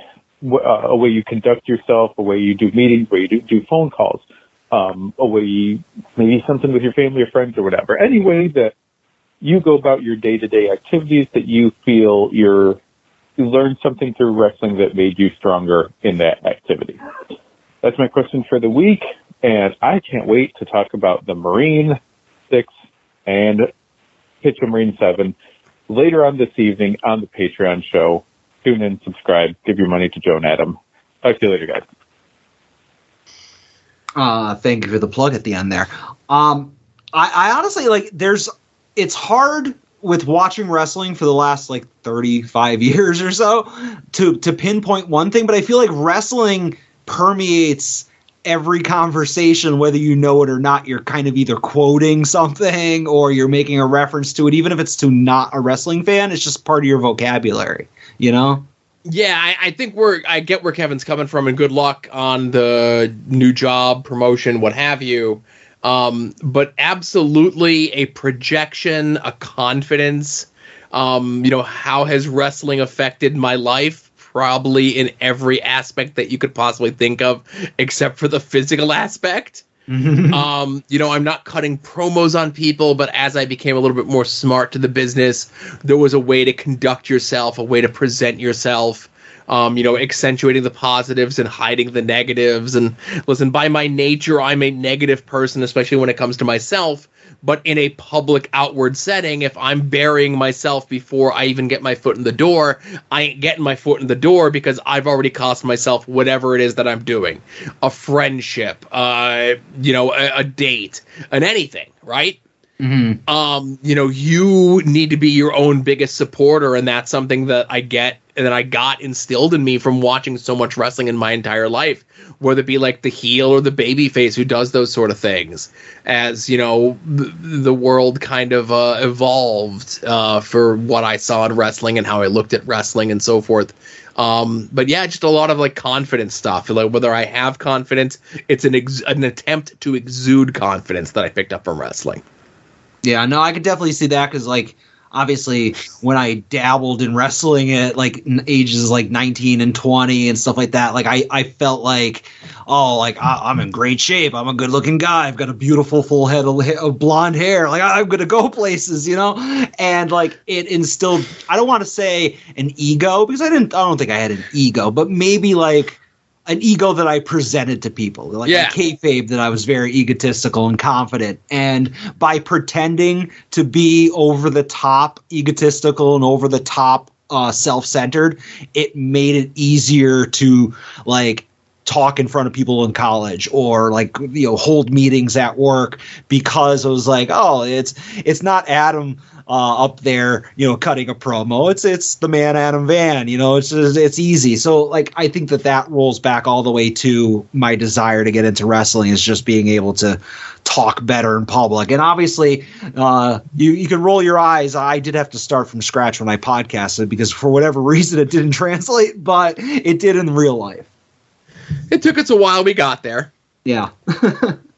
But I was under the impression when he said had to answer questions, I thought he was being cross-examined. I didn't realize it was an interview. But. Well, I don't know. Listen, somebody might have found out that he's on the Council of Greece or something. I had a lot of questions for him, The Council of Greece, from what I hear, protects the anonymity of all of its members. So I hear. Gotcha. So what you hear. All right, Next call. Hey guys, it's DeWicki. Yeah, I just saw the news about Jessica McKay, and I just want to say, oh, Adam. Oh, poor Adam. Thanks. Love you guys. Talk to you later. All right. So before you remark again, David does call right back. Okay. Sorry, guys, it's DeWicki again. I also wanted to say that, Joe, I think you did an amazing job on Between the Sheets this week. It was a firecracker of an episode, maybe my favorite ever. So, good on you. Just did a great job. Also, I wanted to shout out Kevin Ford. Kevin, on your phone call last week, I got that you were referencing what Joe says in the intro to the voicemail. So I thought that was funny, even if Adam didn't get it. Bye, guys. Nothing would ever go over my head. I would catch it. There you go. But I will go ahead. I was gonna say you and Big Dave. Yeah. I will say thank you again for checking in on me. I won't go into it, but let's talk about your appearance on Between the Sheets. I did listen, Joe. Oh, okay. What did you think? I liked it. Like, obviously, I've been hearing a lot of this stuff before, whether it be on the old show Homework or on our most recent Patreon stuff. But I feel like every time this information is presented by you to somebody different information comes out of it from the previous times because of the follow-up questions that people ask. You know what I'm saying? So, like, whether it be my dumb questions not knowing anything, that results in you going down one road with the story. And then, like, when you're talking about these things to Ian, that causes certain different things. And obviously, Zellner, not a big Chikara fan, when he asks follow-up questions, and then you and Bix kind of chuckled each other because you guys know what's going on about it, it causes different versions of the story to come out. So even though a lot of the things you guys talked about I knew from this podcast, it was all very fresh because of the different eyes it was coming through. Well, I appreciate you listening. Of course, it's a long show. It's a lot to digest. And, we did cover a lot of it in the build up to us watching that full show a couple months back. You can go find that in the archives. Yeah, and don't get me wrong. No offense to Bix and Zellner. I turned it off when you got off of the show. Well, and listen, I get that. And, I saw a lot of people, either people that follow me, and it's been my 7th time on the show, and this is what it took to get them to listen to it, and I completely understand. I bet there's people in my life that I interact with on a daily basis online that have never listened to any of the podcasts that I've been on. This podcast, Long Box Heroes, Long Box Heroes After Dark, or appearances anywhere else, just the way that it goes. But this appearance is the one that I've gotten the most public and private feedback from on people, and it's overwhelmingly positive, and I do greatly appreciate everyone taking the time out to listen and to reach out to me and tell me that it was good. Listen, I love talking about wrestling. I could talk about wrestling all day, every day of my life, and I typically do. It's nice to do so into a microphone with people that I consider friends, whether it be here, whether it be the other shows on the network, when the far and few between times when I've been on there, or with Chris and David, of course. But yeah, like I said, it was a good time. I'm glad everyone enjoyed it. I always go into a podcast, as someone who listens to a lot of podcasts in general, and somebody who listens to all the episodes of Between the Sheets. I'm a patron. I was a day one patron, and they don't have many guests on the Patreon shows. It's usually like one big subject, maybe split up as like 2 or 3 or 4, sometimes depending on how big it is. And I know what a good guest on that show sounds like, and I know what a bad guest on that show sounds like. And I never want to be a bad guest. I know I can never be the top guest. But if I could lean more toward the Dave Prazak side of things than the lower end side of things, for longtime listeners of that show, that's really what I shoot for. And I always think to myself, I'm like, I listen to enough podcasts. I know how to be entertaining and engaging and move the conversation along on a podcast, even though like I'm diarrheaing in the mouth here. But like I said, thank you very much for listening. I'm sure there's probably gonna be another call. Like I said, I don't screen anything. If there's another call about the Billy Kay thing or the Between the Sheets thing, I think this is like the meat of it, right? Yeah. Well, I mean, they're the 2 biggest news pieces from this past week. Right. That, LA Knight, Karen Jarrett, me on Between the Sheets. Yeah. And I had people reach out to me as well, saying they want to do like a separate like Conrad verse style show about Chikara from my vantage point. I've had people reach out to me that they want like it to be like do a print interview with me about all this stuff, you know? Mm-hmm. So again, it's been a lot of positive stuff. And listen, it's not like I'm trying to avoid the negative. If there is negative out there, I don't search for any of the positive stuff, but when they tweet the show out, I'm tagged in it. So when people are replying to it, it's showing up in my mentions, even though Twitter is like a fucking disaster. And like, I saw none of the replies to any of the Terry Tuesday stuff this past week. Like, I saw none of them on the browser, and then I had to actually like search them out individually on the phone to see like people replying to different things. Twitter's a mess right now, but it's the only thing we have. No one's ever leaving. You could look at your blue sky pie in the sky. No one's leaving there. That's never going to take over Twitter. Just the way it is. Get used to it, and I'm trying to. Yeah, and I will just say selfishly, if I do see all the people requesting a Joe Sposto, Chikara, retrospective podcasts, and I will tell those people, patreon.com/@oddswrestling, conversations with Joe, Ian Vaflor, Derek Sabato, maybe more down the road, but there's your conversations right there. And I'll tease this, and I'll say that those two guests have paid dividends for us. I don't see the Patreon numbers. Like I said, I don't have access to it, but I think those guests have also paid dividends for other people as well. Yeah. And I'll just tease that. You could ask, whatever. Next call. Hey, Joe. Hey, Adam. Hey, At Odds family. This is DJ from We Eat Wrestling and Wings on Wings. Last week, Kevin gave a call and talked about the plight of Adam's world with the Alexa Bliss, the sad news about Alexa Bliss, and the sad news about Tay Conti, Tay Guevara, whatever. And I just wanted to say, Kevin made a comment that everyone sort of groaned at, and I feel he's leaving out an important part of the equation here. And I'm just calling to, say that on top of what's going to happen to those individuals, let's get a conversation going about Ryan Cabrera and Sammy Guevara's incoming dad dick. Joe, you know what I'm talking about. Take my answer on the show.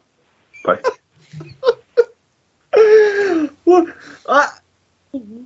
Joe, what's he talking about? I was gonna say I was a fat fuck before I had a kid, so I don't know what he's talking about. Again, I thank you everybody for your reaching out to see how I am, but that is a hard hitting question that I just wasn't prepared to ask or hear answered. Yeah. Thanks for the call, DJ. Next call. What's up, dudes? What's happening? It's Kenny. Hope you guys are good. Just want to take this time to formally apologize to one Justin Summers for not calling in on the final guest fan listener feedback show episode of Wrestling Cheers that is currently out here now. I should have definitely called and thank Justin for all his hard work covering AIW for all these years. I was a long time fan of the Ohio Indie Report, which even predates Wrestling Cheers. So anyway, how business? How about Orange Cassidy being the greatest fucking pro wrestler in like the modern age ever of all time? Like seriously, man? Like that Swerve match, that was hot business. See, it's good shit. So anyway, hope you guys are breathing okay. I'm on the shore. I was able to smell some salt today from the beach air, which is nice. But hope the valley is going to clear up by next week. I want to be able to breathe clean air while I hang out with all y'all at the Sokals. Get wrecked, box. It's going to be. Go ahead. No, go ahead.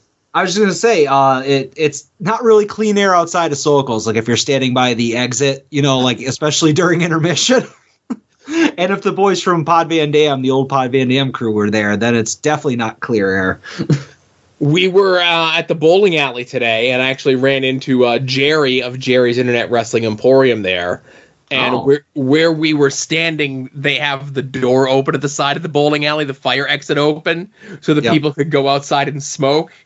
And my kid was like, oh, they're letting all the smoke in. I just wish these smokers would stay outside and not let the door open, you know? But yes, Orange Cassidy is the best. And Kenny, I'm glad that you will be at Sokol's, that you do not have a gig that day. Yeah, I was going to ask. I'm glad he addressed it on there. I was maybe like, every time there's an LVAC show, it's like, did Kenny get booked or not? You know, for something else, and it's always a concern of mine. Exactly. But yeah, haven't seen him in a little bit, so looking forward to it. All right, next call. Hey, at Odds of Wrestling, this is Mike Dick, formerly of Virtual Pros Podcast, now from just Virtual Pros Twitter. I don't like calling these voicemail things. I stammer. See, I'm doing it already. I just hate it. I hate those voicemails. More comfortable with the mic in my hand. But I had an airing of grievances, and I figured out this is the most perfect place and time to do it on the voicemail line, because this week, actually today, I just listened to the Joe guest appearance on Between the Sheets podcast, which is a podcast I usually only listen to about once or twice a year when my good friend Dr. Keith is on it, and I listen to his segment and immediately turn it off. It's not a podcast I like. I won't go into why. It's just, I mean, outside of it being fucking 6 hours long, that should just be obvious. Like, no one should like a podcast that's 6 hours long, but outside of that, it's not for me. I would probably rather just go to jury duty every week than listen to it. But what I notice about it every time I listen to it when a friend is on is that these guys, Bix and the other guy, they make a good amount of money on Patreon. And I don't really care how much people make, but what bothers me about it is that their audio quality fucking sucks. Like, Bix is okay. Bix is passable. He sounds like he has like state-of-the-art audio for like 2008 podcasts. And the other guy, though, sounds like he's doing the tin can and string gimmick that like old-timey children did. And I just don't know where this money's going. Like, I don't know why you would need to even subscribe to a Patreon of a 6-hour podcast, but people do it. And I'm hoping, I know you guys have like a lot of crossover fans, and I'm sure that means you have like a lot of crossover people who actually subscribe to this Patreon. And I want you guys to take a stand and just be like, hey man, why don't you put some of this money that you're making off of us, these thousands of dollars you're making off of us, into your actual fucking production. Put like $100 or $200 aside and buy any microphone from the last 5 years. It doesn't even have to be a great microphone, just any microphone from the last 5 years. And it'll be better than what they have now. I understand that when you upload 6-hour podcasts, you have to do it at a slower, lower bit rate, because or else it's going to be like a 3 gig download. And so I understand some of the audio quality loss there, but there's no excuse for this. If you're making thousands of dollars in Patreon money, what's that Patreon money for? If not to put back in your podcast. It's not for your lavish lifestyles. I'm going to assume you don't have them. So please, please, please, just if you are a Between the Sheets listener, put your foot down and say, hey, I want better audio quality. This is bullshit. I'm taking my Patreon money back. And that goes for you too, Joe, because I know you're a Patreon subscriber. Just put your fucking foot down. Okay, goodbye. Thank you for your call, Mike. Again, I am a fan. I miss Mike's podcast. Mike is a great follow on Twitter, and I have his compilation of odd things that Dave Meltzer has said on Wrestling Observer ready to load up as soon as we're done recording here tonight, you know? Yeah.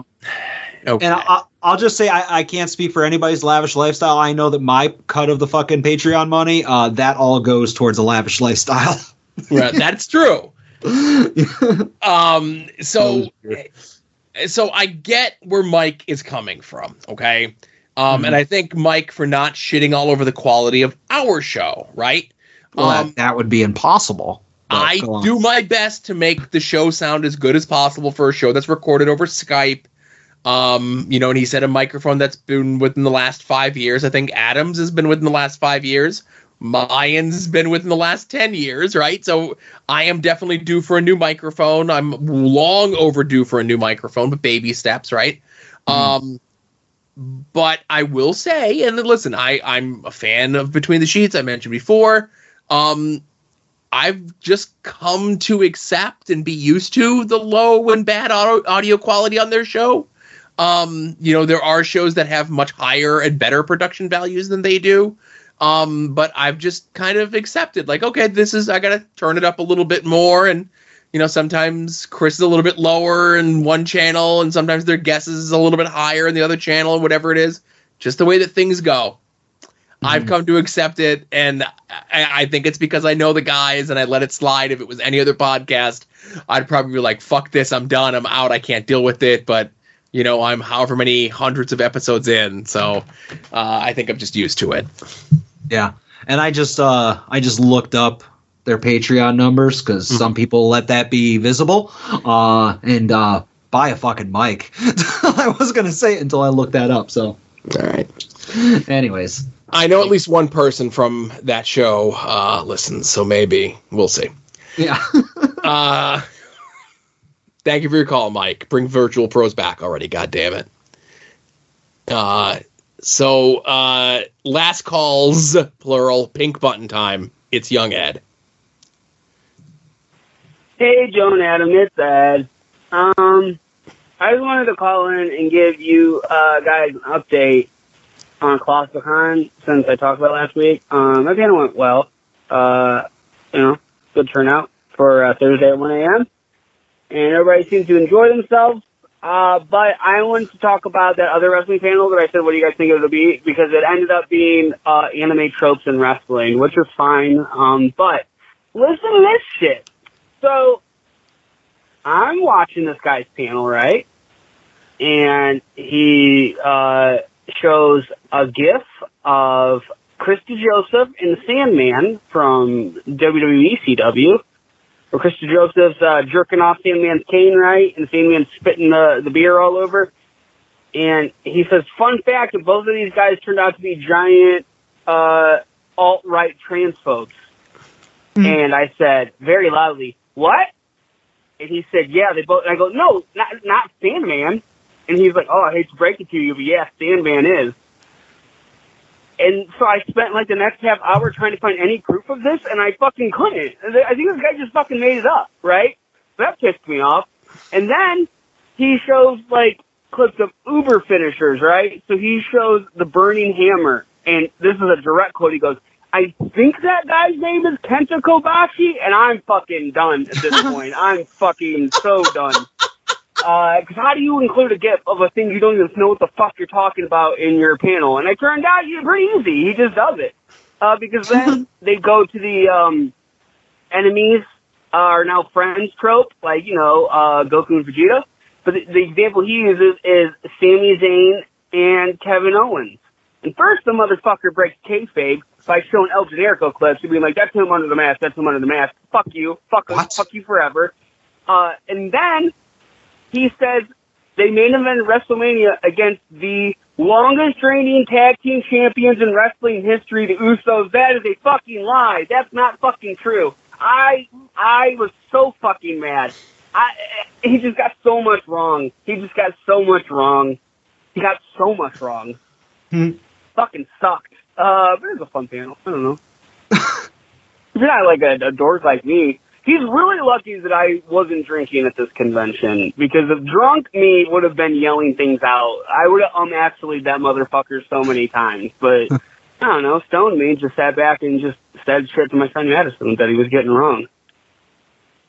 I was like, sure, the Sandman probably is not, probably, but there's no proof of that. Why would he fucking say that? What a weird, that's rude to hack, and I don't fucking enjoy it. I don't know.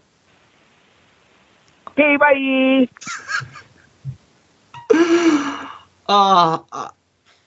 Sure. I don't know. Well, Ed, I'm glad by default you had the best wrestling panel at ColossalCon.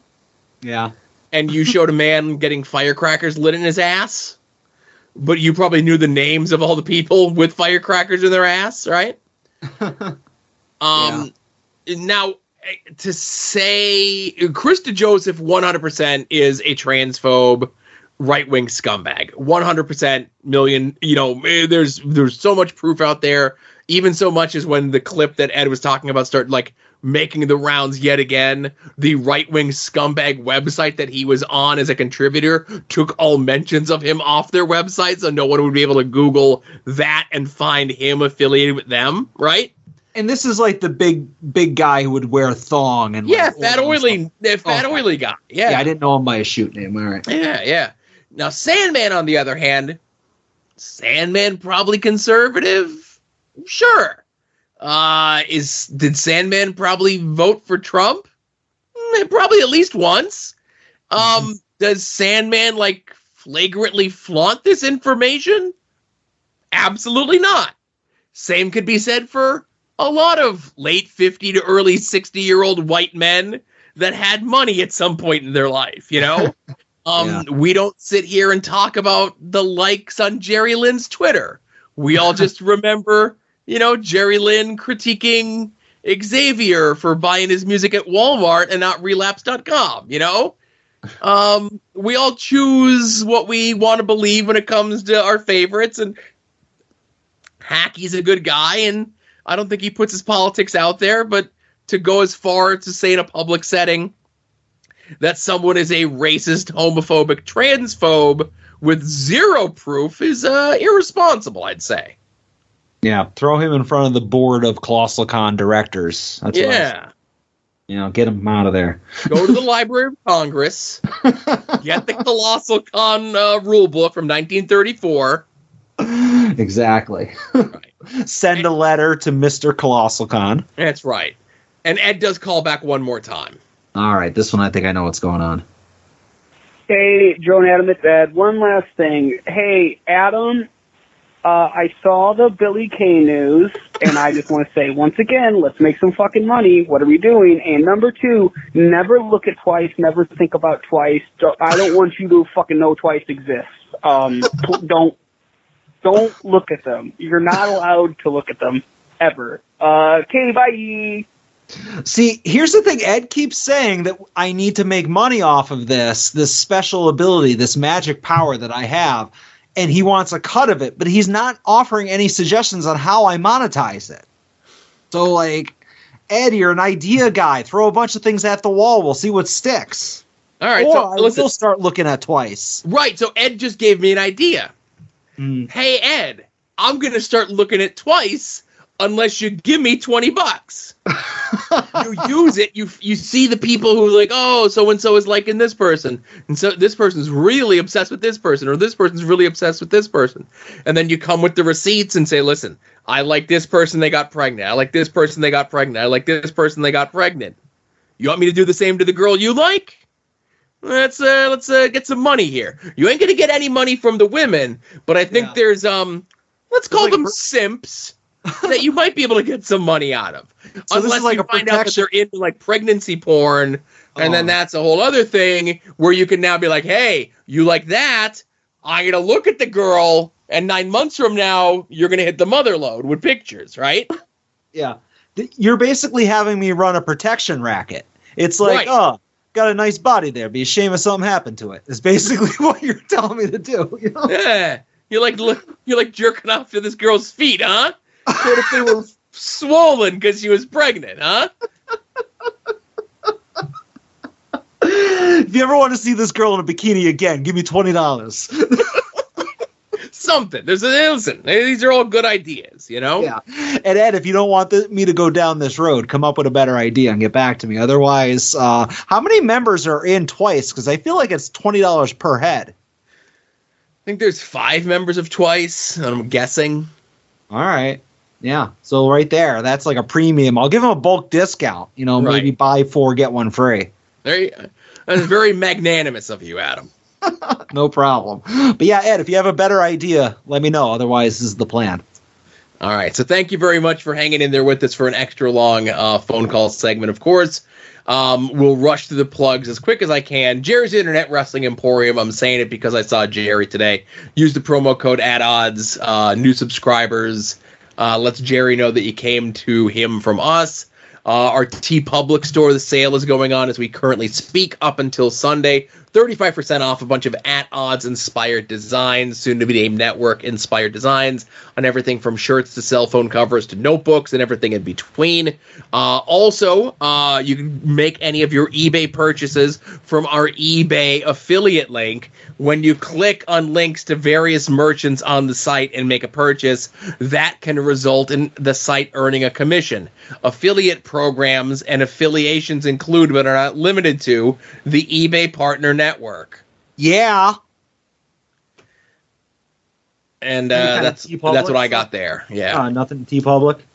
I did say the TeePublic thing. Oh. It's 35% off shirts and notebooks and yeah. Yeah, I was actually taking notes on something. But speaking of things you should take notes on, these podcasts, and those podcasts are Longbox Heroes, Longbox Heroes After Dark, Final Wrestling Place, We Need Wrestling, Porch Talk, Viewer's Choice, Indie Wrestling Guide, Wings on Wings, and Hiya Boosie. But I think that's it for the main show, Joe. All right.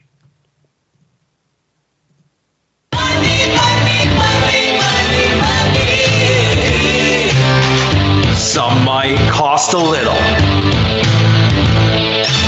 Some might cost a lot. But I'm the $100 Vansky. And your figures will be bought.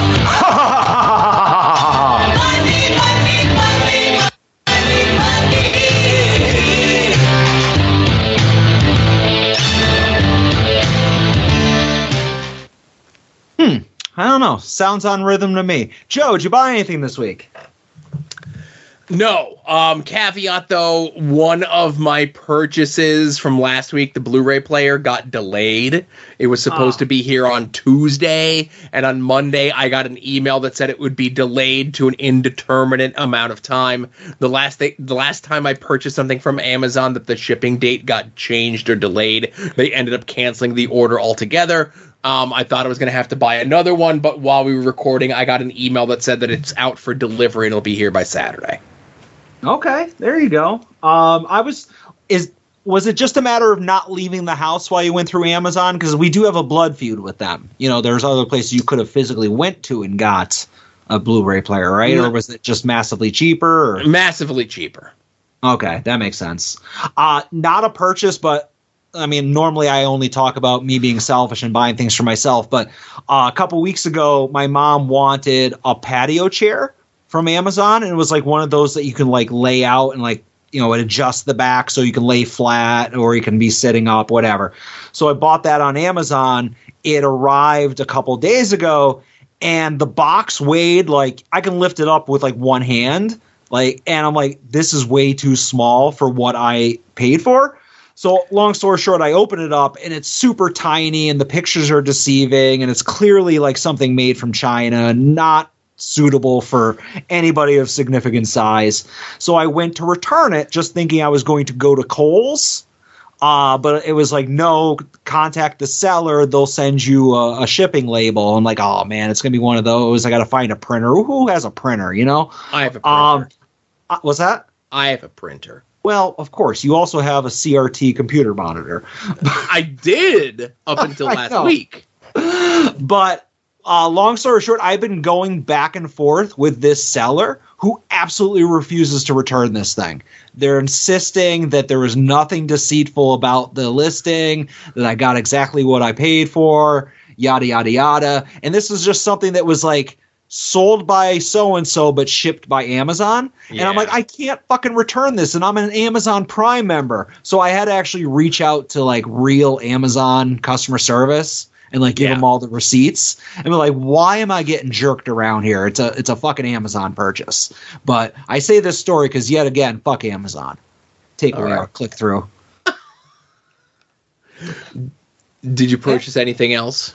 I did buy couple things, not a lot, and I will be relatively quick.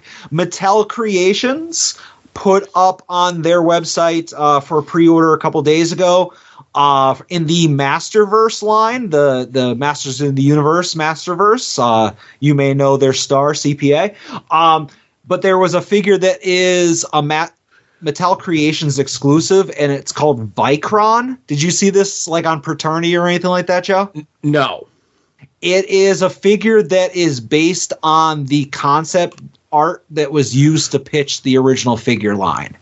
Oh, so it's okay. kind of like a prototype He-Man that like the original pitch of the figure was like a barbarian that also had like a robot like suit that you can snap on him, but also had like monster stuff that you can snap on it.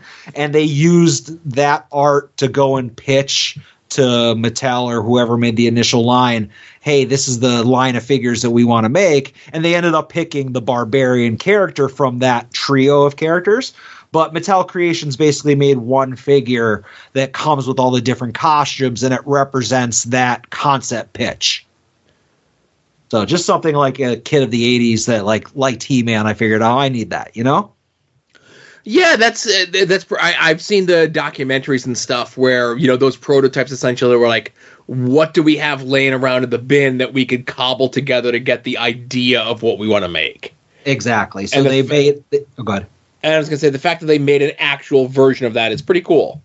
Yeah, I liked it a lot, because I just saw, like, on... might have been, like, The Toys That Made Us, or the one that's on Netflix, one of those two. You know, they talked about the story, so it resonated with me, so I picked that up. One other thing I bought, and actually this is the last thing I bought. The other thing I want to talk about is a potential buy. But I realized that my CGC a day is quickly dwindling down on Twitter. I'm looking behind me. I have 1, 2, 3, 4, 5 books left. And then we're done, Joe. And isn't it perfect that I had an eBay alert go off for something, and I ordered it, and it's actually going to be here tomorrow, so I could add a 6th book in another day to me posting a different CGC book every day. I bought the 1 in 50 Joe Quesada variant cover to the Sword of Azrael miniseries, the first issue of the Sword of Azrael miniseries that came out a couple months ago, or closer to a year now, actually. I was going to ask before you even said anything, is if it's an Azrael book, I don't want to hear it, but I just assumed it's going to be an Azrael book, yeah. Yes. This is actually something that, like, all right, it's an Azrael book, I got to buy it. It's a Joe Quesada cover on an Azrael book, I got to buy it. It's a CGC, I got to buy it. But there's not a lot of copies of this. I was talking to our retailer, because most comic shops didn't want 50 copies of this book. So, like, your big shops, like your Midtown, whatever, Mile High, they obviously got copies of this. But this isn't like a Batman book or like a Superman book. It was a shitty Azrael miniseries. And I've gone on record before that it's probably one of the worst things I've read in years. But I needed the Quesada variant cover. So what I'm getting at is there's not a lot of these books in existence. And graded in 9.8, even fewer still. There's actually only 4 in the census for this grade. So it took a while for one to pop up. One showed up on eBay, and it was actually a good price. And I said to myself, that's a good price. I will probably buy it for that price, but let me click watch and try to show some restraint and wait.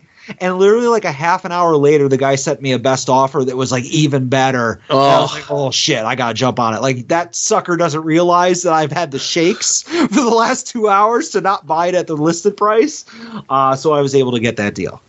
That's the thing. Always watch an item on eBay if it gives you the option, of course, even if there's not a best or make offer thing. If you watch it, and it goes, you know, the seller will automatically send you something. As Adam mentioned, you know, I've gotten a lot of things at less of a price than what I was willing to pay because of that very thing. So I'm glad it worked out for you, even though it is an Azrael book. But again, of course, you said it was a shitty Azrael book, which goes without saying. Well, there's really good shitty Azrael books, but then there's really bad ones, and this is the bad ones. So gotcha. But those are actually the only 2 things I bought. So a figure and a comic book, which by all like ways of measuring things is a really, really light week for me.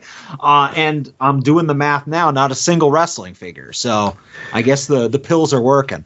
But go ahead. Yes, again, with the number of major bendies and major everything else that was announced over this past weekend with them doing the FWF live show. I'm surprised that you didn't come on here. And I know, did Broski, I know he said that, we talked about it before, that he retired the Indiana Jones-inspired Indie God gear because it got all fucked up. I remember seeing him say that, but I guarantee you he just has another set made and tweaks something so he can do a different thing. But right. I did not pre-order any of the referee bendies. I don't need a Kinnick bendy. How about you, Joe? No, you don't need a Kinnick bendy? Nah, not yet. I'll wait till there's a sale. But I do have one thing that I want to bring up, just because I've mentioned this a couple times on the podcast. And I'm sorry, Joe. It is Azrael related. But of course. I need to talk this into existence and try to get some help on this. If you remember, probably more than a year ago, I mentioned that there were the Funko Pop NFT series where you would buy a pack of digital cards and very randomly inserted were redemption cards that would get you an actual physical pop. I know you mentioned Transformer ones, right? Yeah, there were Transformers ones. There's been many different genres and series and whatnot, but they did an Azrael Batman one, and it's like the full-on Knight's End, like armored Batman with like the metal cape and all that shit. So it's like full-on off-the-rails Batman. And they did that. It went on sale as like or you had the ability to pull it from the packs over a year ago. And I said this on the podcast before, but there were 1,000 available in the packs, and 761 of them were redeemed for a physical pop. And Funko claims that only the 761 of them are actually going to be made. I don't know. Let's just say somewhere between there and 1,000. So it's a rare pop, but I am the Michael Jordan of Azrael figure collecting, and I need it. Wouldn't you agree? Yes, you do. I need it. So, again, that was a year ago. I didn't mess with no NFTs. I was like, I'll just wait until somebody has them in their hand and I'll buy one. Month or two ago, Funko says, hey, we're going to start shipping these out. A bunch of sellers on eBay are like, hey, buy my pre-order. I said, no. I want to see it in somebody's hands because I don't want to buy one and then get a crushed or a damaged one or whatever. Right, a funky box, whatever. Exactly. So, Joe, they started arriving in people's hands this week. And probably about, I'll get into it, a good amount of them have showed up on eBay already. But the first day or two of them popped up on eBay in the $250 to $300 price range. And I looked at that and I said, fucking suckers. Yeah, I'll wait. I'm not paying $300 for a fucking pop. Like, what kind of idiot would jump on the price right away and pay top dollar? So I didn't even click like on or watch on those, Joe, because I knew something better would come along. A couple days later, a couple more of them pop up on eBay. And these are $300 to $400, $450. And I looked, those ones that were in the $250, $300 price range, they're sold. They're gone. Apparently they didn't last. So I was like, all right, let me watch these ones in the $300, $400 price range. Put them on my watch list. They're gone. Sold instantly. People start putting them up for $500, $600, $700. And Joe, they're selling.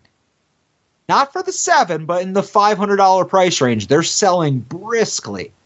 And I said to myself, motherfucker, I should have paid the $250 and just been done with it. I don't know if they're going to come back down. But yeah, so that's what I wanted to get at is that I have I need a job. I would say that's number one. Yeah, and only because, not because of rent or utilities or food, but because I need to buy a $400 to $500 Azrael Funko Pop, Joe. Unless you tell me a compelling reason why I don't need to spend $500 on an Azrael Funko Pop. I say sell all the other stuff. What other stuff? Get rid of all the other Azrael stuff. No, because then I would need that. Oh, you're saying if I can't have everything, I should have nothing. Exactly. That's just you being spiteful. That's not a logical road to go down. That's not logical. Paying $500 for a Funko Pop is, though. But it's a Funko Pop they only made 761 of. Allegedly. Okay, we'll say 1,000.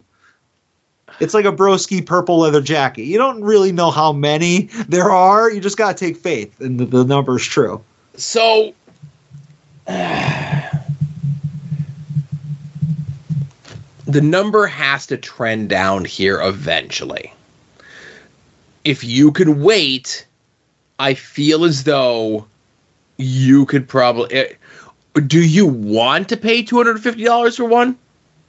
Well, no. I mean, I want to pay $100 for one. I'll be honest with you.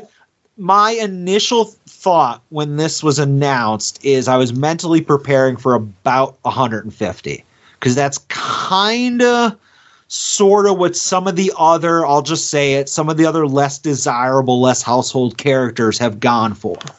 It's not main Batman. It's not, Captain America. It's a D-list version of a D-list era of a character, even though he is the superior Batman, but people don't see it that way. So I kind of just based on other sales that like 150 should have done it, Would I make the case to jump on one for 200 if I known, Sure, but I think it's only worth $150 to $200. We are close to the 30th anniversary of that, which is another concern. Yeah. Okay. I feel as though you're going to see the prices spike over the next 2 months, and then probably within the next 3 to 4, you're going to see them come back down to a more reasonable level. Mark my words. If I'm wrong, I'm wrong. But you're dealing with a lot of FOMO right now. I feel as though a lot of these people that are spending $300, $400, $500 on a Funko Pop, thinking that they're probably going to be able to sell it for $600, $700 in 2 months, are going to be left with egg on their face. And in 3 to 4 months, they're going to be looking to recoup that loss. Yeah. I mean, I can see that, and I don't want to buy at the top of the bubble. Right. I'm not going to jump in as the prices are on the upswing, but there is definitely a point where I need to hopefully catch a wave crash on it, I come back in 4 months. Keep an eye on them. Don't look at them again for another 3 to 4 months, and then reevaluate. Well, I need to keep an eye on it, because what happens if somebody puts one up in an auction that ends at like 4 a.m. and I'm the only one that's able to stay up all night and watch it because I'm watching New Japan? No, that's true. Well, that's between you and the New Japan gods, Yeah. All right. Well, I just wanted to kind of get your opinion on it. I knew you would eventually give me an unbiased opinion. Right. I say wait. 3 to 4 months, you'll probably see the prices start to come down to a more manageable level. Right now, it's a hot figure. Like I said, a piece of plastic. It's a figure. A piece of plastic. Yeah. Wait. 3-4 months. Let's come back to this. All right. But I will own it at some point. But you will just, let's not, you don't need to own it today. Right. Yeah. All right. Well, that's all I got. Like I said, 2 purchases, then a quick discussion. Perfect. That's the way I like it. So, hey, everyone. Thank you very much for listening to episode 245 of At Odds with Wrestling. We didn't even really plug the LVAC show. Not that it matters because the show is sold out. We will see everyone there next weekend. But in the meantime, for Adam, this is Joe saying, be safe out there. Wear a mask with the smog if you're in a smoke-affected area, and enjoy some wrestling.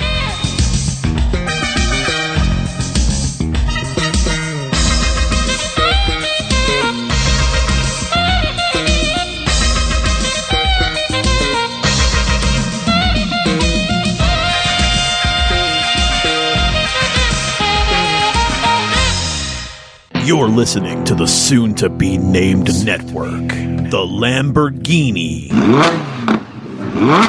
of podcast networks.